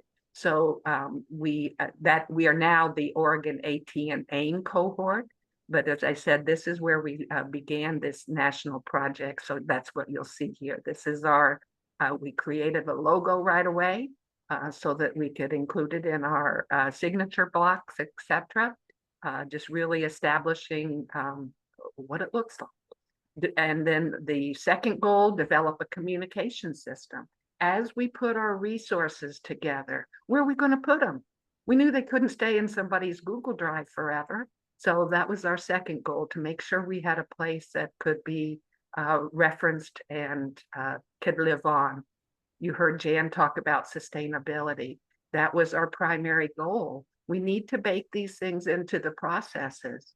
We don't need everybody coming to us for everything. We need to empower people with the resources. And so we really took that third point to heart. We'll be talking about that, the AIM Self-Advocacy Guide for Students. We were the only one of the 7 states who really decided that that needed to be a focus. As I said, we've got things happening on a national level, a state level, but so often there are bottlenecks that keep those things from reaching our students. And so that's why we really wanted to take a focus on empowering them. Next slide, please. So with the coordinated system, we wanted to make sure that we're able to have all of the right voices at the table, anybody who had an impact on that. We have our blind visually impaired specialists for the state. We have, as I said, we just keep adding on and building relationship. And I'm known for saying, do we have the right voices? If we don't, let's postpone this meeting. So just bringing people in and making sure that they know that it's a safe place to share and to grow. And that's the same kind of thing that we are looking for in our classroom. So it really needs to grow with us. We're just grown up kids, right? So we wanted to make sure that we were all starting on the same page in establishing common vocabulary. So those were some of our goals as we were looking. Jan, please advance.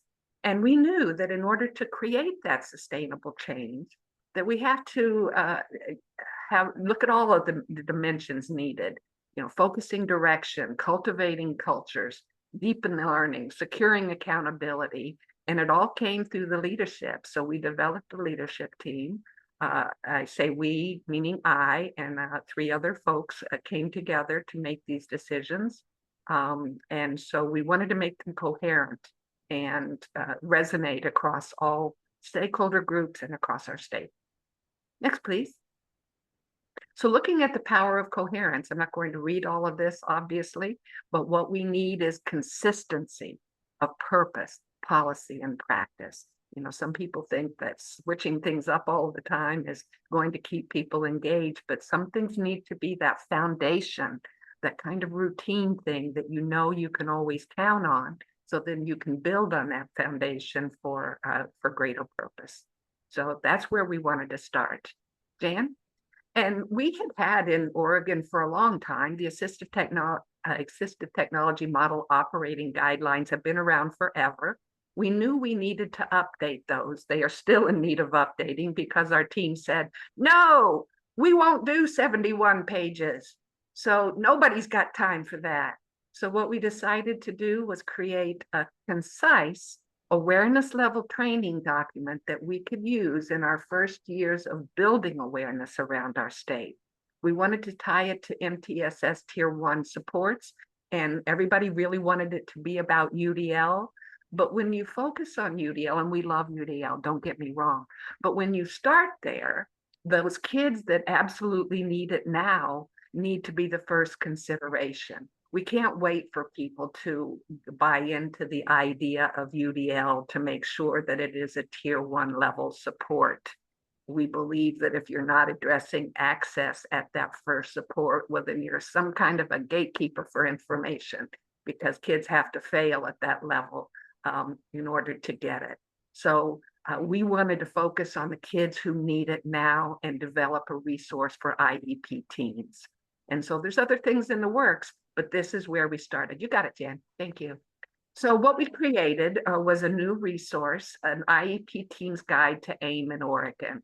And so AIM is what we used as our focus here, but I'd like you to look at it as a model of something that you could do in your own content area, your own topic area. You may say Guide to Title II ADA. And make sure when you're talking about Title II, you probably know this, to say ADA, because there's lots of other Title IIs out there. And so you've got to make sure that in your building common vocabulary, you're on the same page. We're talking about accessibility to curriculum and the school environment. And so Title II ADA is where we're at. But go ahead to the next slide, please. So what we did, and I've given you a link here to the OER Commons, and it takes you to our accessible guide. And I don't believe I'm going to be able to share that with you as I'm not the one sharing my screen, but I'm going to talk about, and this is a bit.ly, this will take you to that document inside the OER Commons. You're going to see a lot of other resources there, and I'll mention those when we talk about our communication plan. But you'll see it's a 4-page document, and each page has sections. You'll see that each one has an overview. And then throughout the first year, we looked at the topics that we needed for this document. And as we went along, our team recorded sessions that gave a deeper dive into the topic. So for instance, on this first one, you won't be able to see it here unless you got a really big screen, maybe you do. But the guide, first of all, the first page talking about the vocabulary and making sure we're clear on what that means. You'll see the very first link is going to be to a webinar that we created. What is it and why does it matter? So we developed and delivered webinars throughout the year that then we could link to here. And as Shira said, I believe it was Shira said that they give credit for people attending the webinar. And I think that's crucial when you're talking about some type of a greater investment for our teachers and teams. And then we archive them and we create comprehension quizzes to go along with it. So people are actually able to get credit for viewing these webinars when they go in there. But that's kind of where we looked at for our support. Next page, please. So again, page 1 is really about defining AIM. And page 2, all those decisions that need to be made involving the student, what format do they have, what do they need, what's already available, what tools are they using, looking at the materials and whether they are accessible, going into places like Bookshare and a repository for accessible materials. If you don't know that one yet, write that one down, explore that, Bookshare. So making those decisions. And then page 3, we really talked about consideration and documentation. And then page 4 was where can teams go for help? So this is those resources and supports.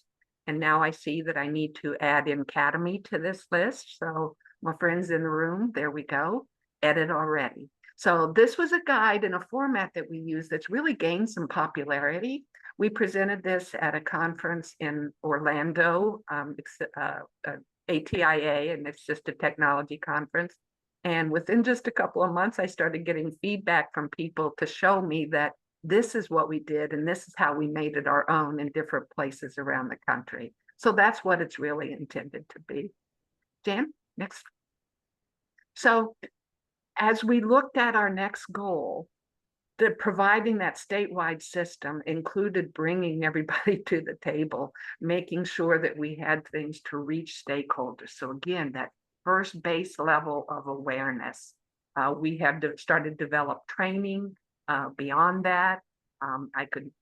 All of these things and all of the videos are going to be inside of where we decided to house our communication system with resources to support. So we're going to take a look at bullet point, or used to be a bullet point. Bullet points aren't always accessible, are they, Jan?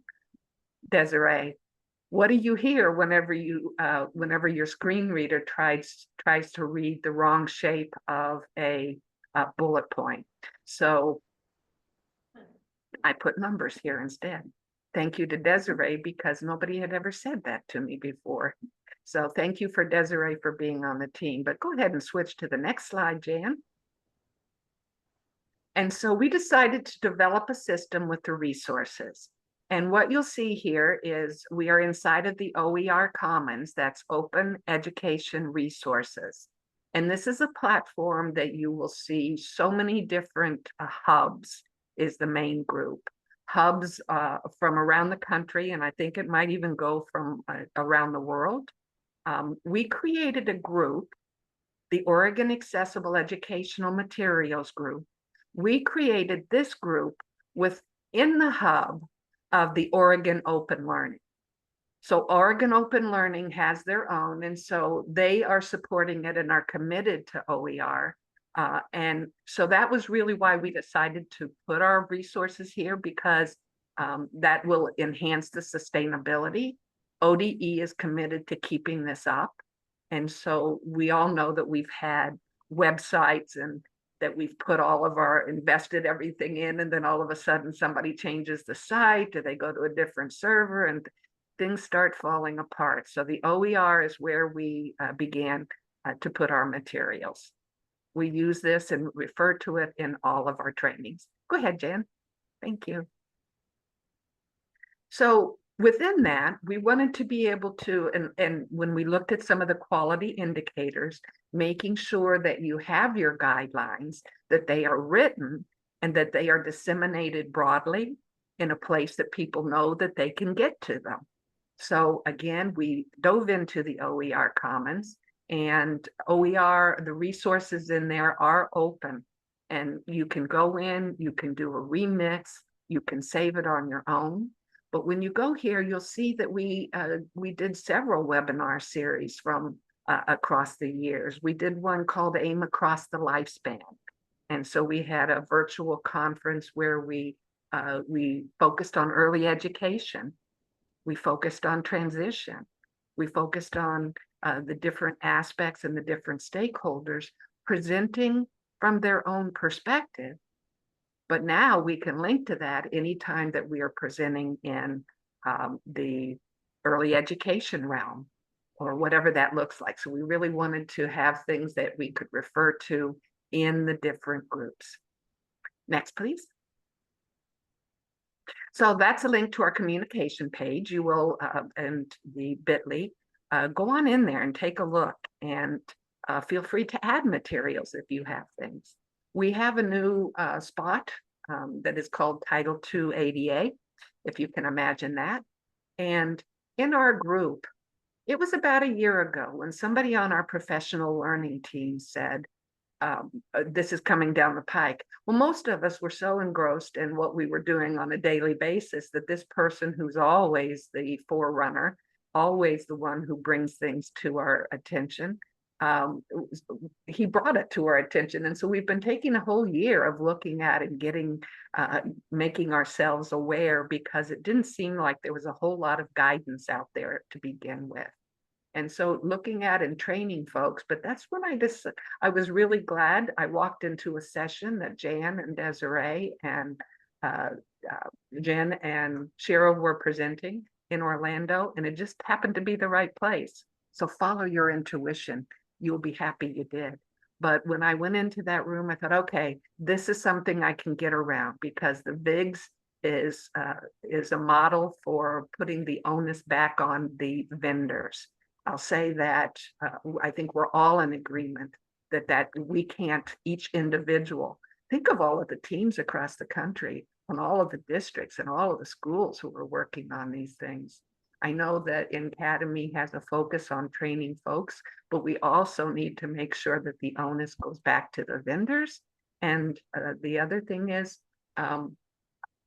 even though we are expecting our vendors to give us what we're asking for, I will always say, go to your users in your own districts. You know your people better than any vendor would. Even when we're able to ask them in the future, did you try this with students? We know that we're not always going to be able to say consistently, yes, we're going to take that to the bank. So always making sure that students are part of that.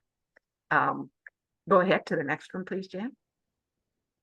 So again, open education resources, people can customize them. In addition to what we have, you're going to find that you can get resources for lesson materials. You can go in and you can do a search of accessible lesson creation that people have done and that they have shared. So one of the things we know our teachers are short of is time.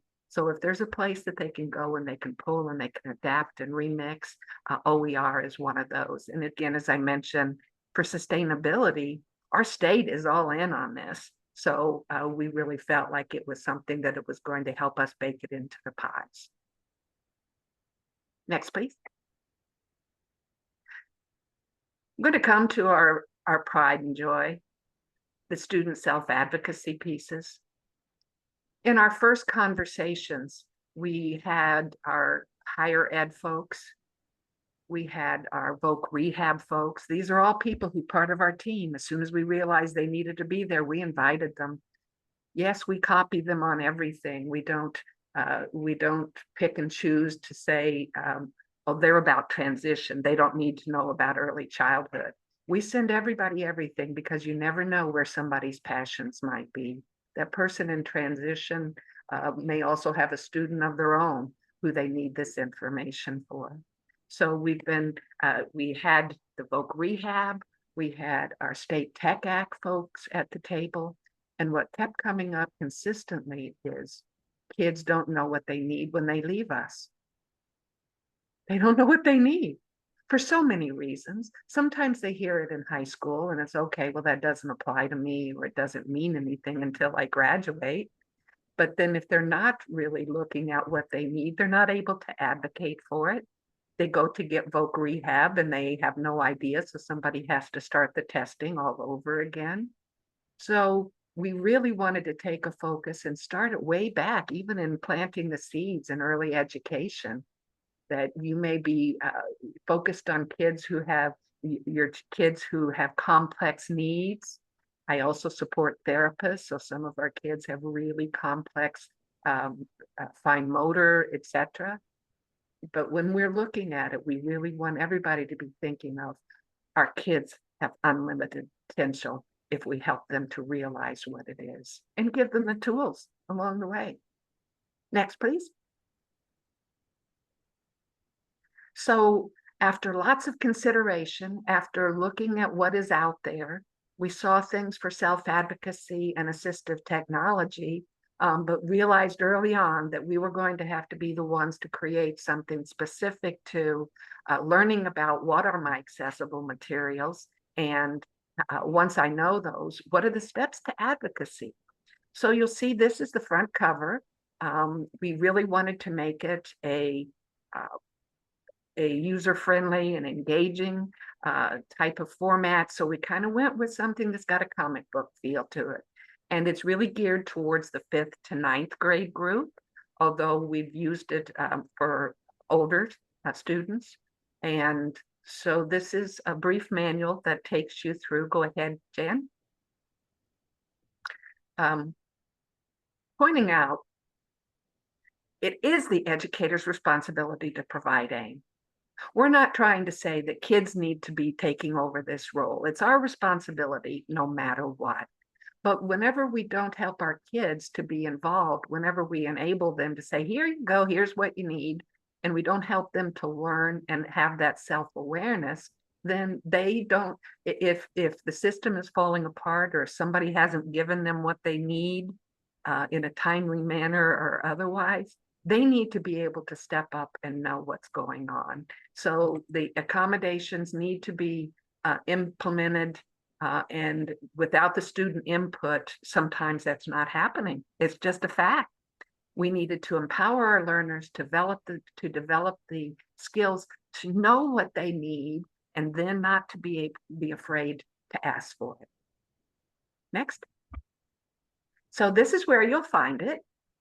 And again, we've got it pinned to the top. There's lots of resources in there, but we've got it pinned as one of our 2 major documents to take a look at. While you're in there, please look at the videos, etc.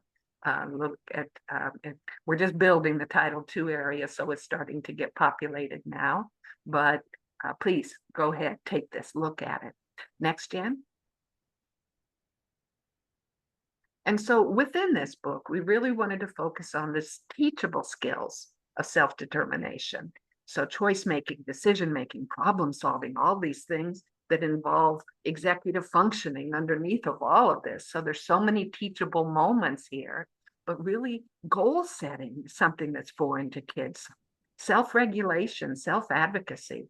So these are the things that we kind of touched on that can create some beginning conversation that then can be built on to see where you need to go. Next, Jan.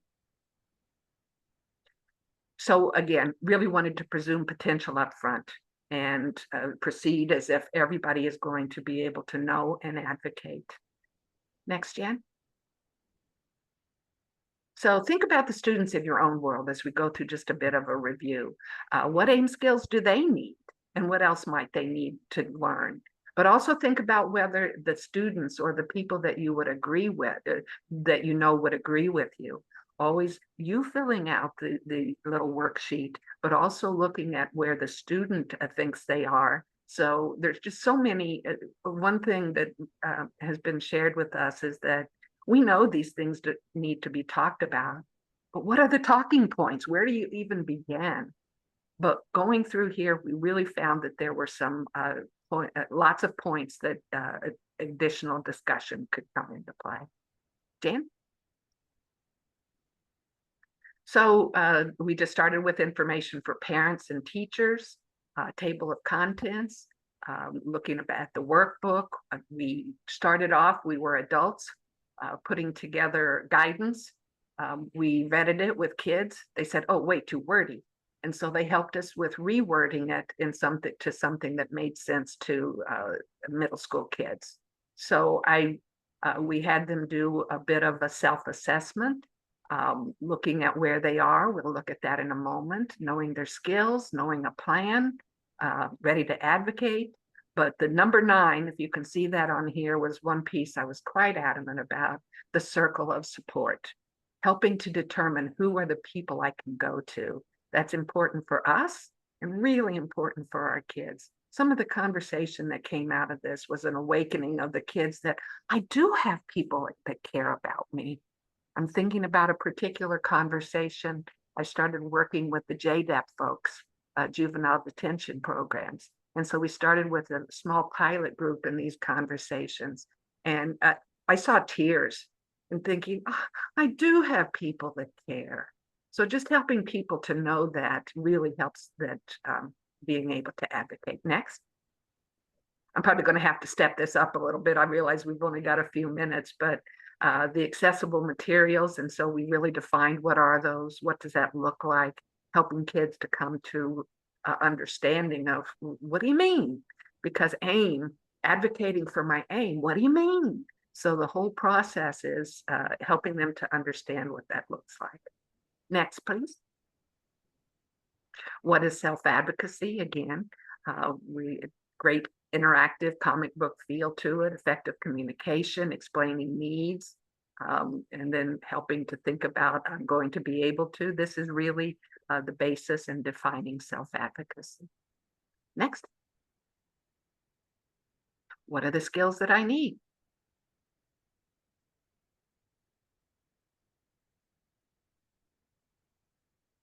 I need to be able to advocate, but I also need to know how to operate the technology. So that's why these conversations need to start early. In the beginning, we thought that this workbook would start whenever a kid's already had a plan. We found out that so many kids have no plan. And even though it's included in the IEP that we need to have these conversations, the definition of what these conversations look like, sometimes the questions in the IEP are a yes or a no. That leaves so much up for interpretation.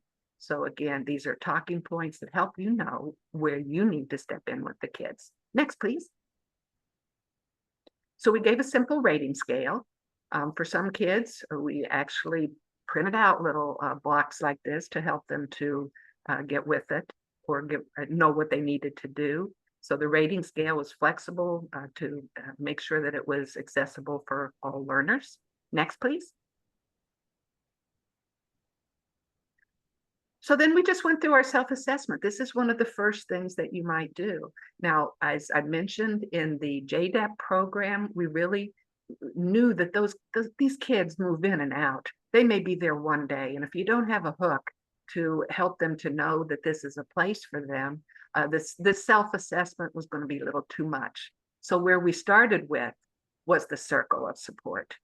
And so the 4 students that we started it with, all came back on day 2, all came back on day 3.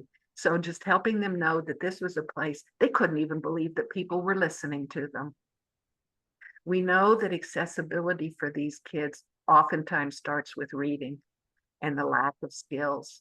And I just have to say, at one point in my life, I was a trainer for an international literacy support software.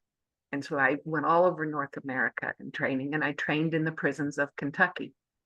So as I'm there and I'm sharing this literacy support software, I kid you not, there were grown men in tears, wondering, wishing that these kind of things had been available before they dropped out of school. But that preschool to prison pipeline is real, and it really left an impression on me. So that's why I really wanted to start with those marginalized kids. I've been working with the multilingual learners group as well.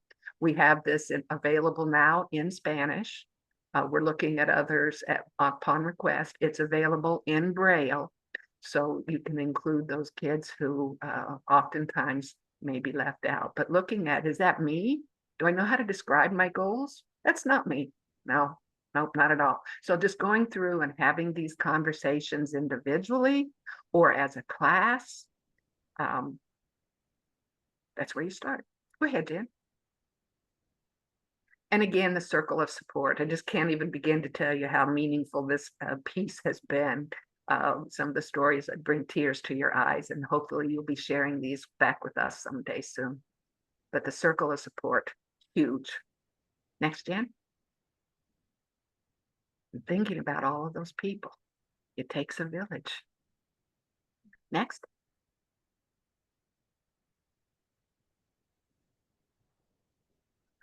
We also incorporated profiles. So this is May's story, and May is not real, but we created stories because stories are what helps us to relate, and it also helps kids to relate. So we put in some characters and what they did and throughout the book, and these kids became alive for the kids because they talked about them as if they were real.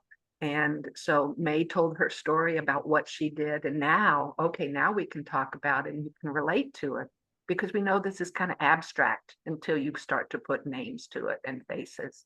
So you can use your own stories, but there are stories throughout. Go ahead. So the one-page profile covering, what are the classes, formats, accommodations, who can help. And so we included samples of, and so this is May's. So we included samples for people to be able to look back on the kids themselves, if they're doing it alone or in the class, but just really having a model that they can work through. Next. Looking at the 6 steps, looking at what is the difficulty, what do I need, working through problem solving, helping them to come up with a plan, and then helping to go through it and looking at what are my next steps. That constant looking back and reflecting. Oftentimes in student learning, that's not there. What went well? Helping them to say, how did it go? And what am I going to do next? These are the conversations that apply to so many things. And we found that kids were relating it, starting to relate it right away to other parts of their lives. And even one student says, I feel like I could call that credit card company if I had a problem with my account. And so just helping students to develop these kind of skills is going to carry over forever. Next, Dan.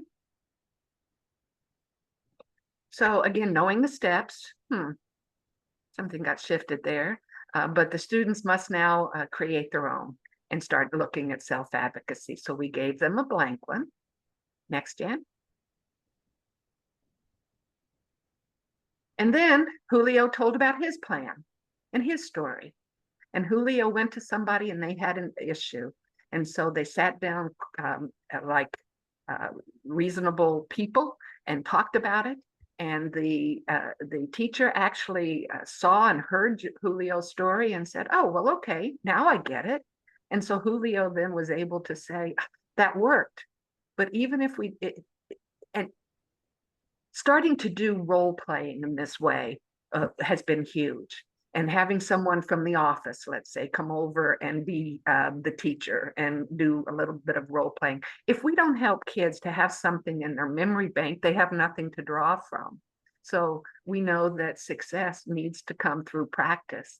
And so really making sure that they have lots of opportunity to tell people and realize that they're worth it. Next, Jan. So lots of acknowledgements here and saying that it is all about relationships. Next, please. Also tying into in 2023, our state passed a Senate bill where it is required for the high school diploma to have a full, is it a half credit or one? Oh, there it is, half credit in personal finance and higher ed, including self-advocacy. So when you talk about your why and bringing it to the student level, making sure, and so now we're working on creating some curriculum type lesson materials that can be used to help kids further towards the self-advocacy bits. The self-advocacy, right now there's only a single track. So what we're hoping to do is to create something that can be used by kids with a little bit more of the cognitive discrepancies, so that it's just an alternate path to get approval. Next, Jan. And so what's next? Again, we've now created it in Spanish. We are looking at, most importantly, getting it into the hands of students. We've used it individually. One of our therapists in our pilot group worked with kids throughout and could tell you some amazing stories about kids who no longer, who are their own advocate in their IEP, when before they couldn't walk into a room without tears. And so these are the kind of things that happen when you help students to know that they are worth it. So you can do it in a workshop application. I just wanted to share with you that last September, I worked with the state dyslexia folks here in Oregon, and we put together a workshop of, we called it, let's talk about self-advocacy because I'm worth it.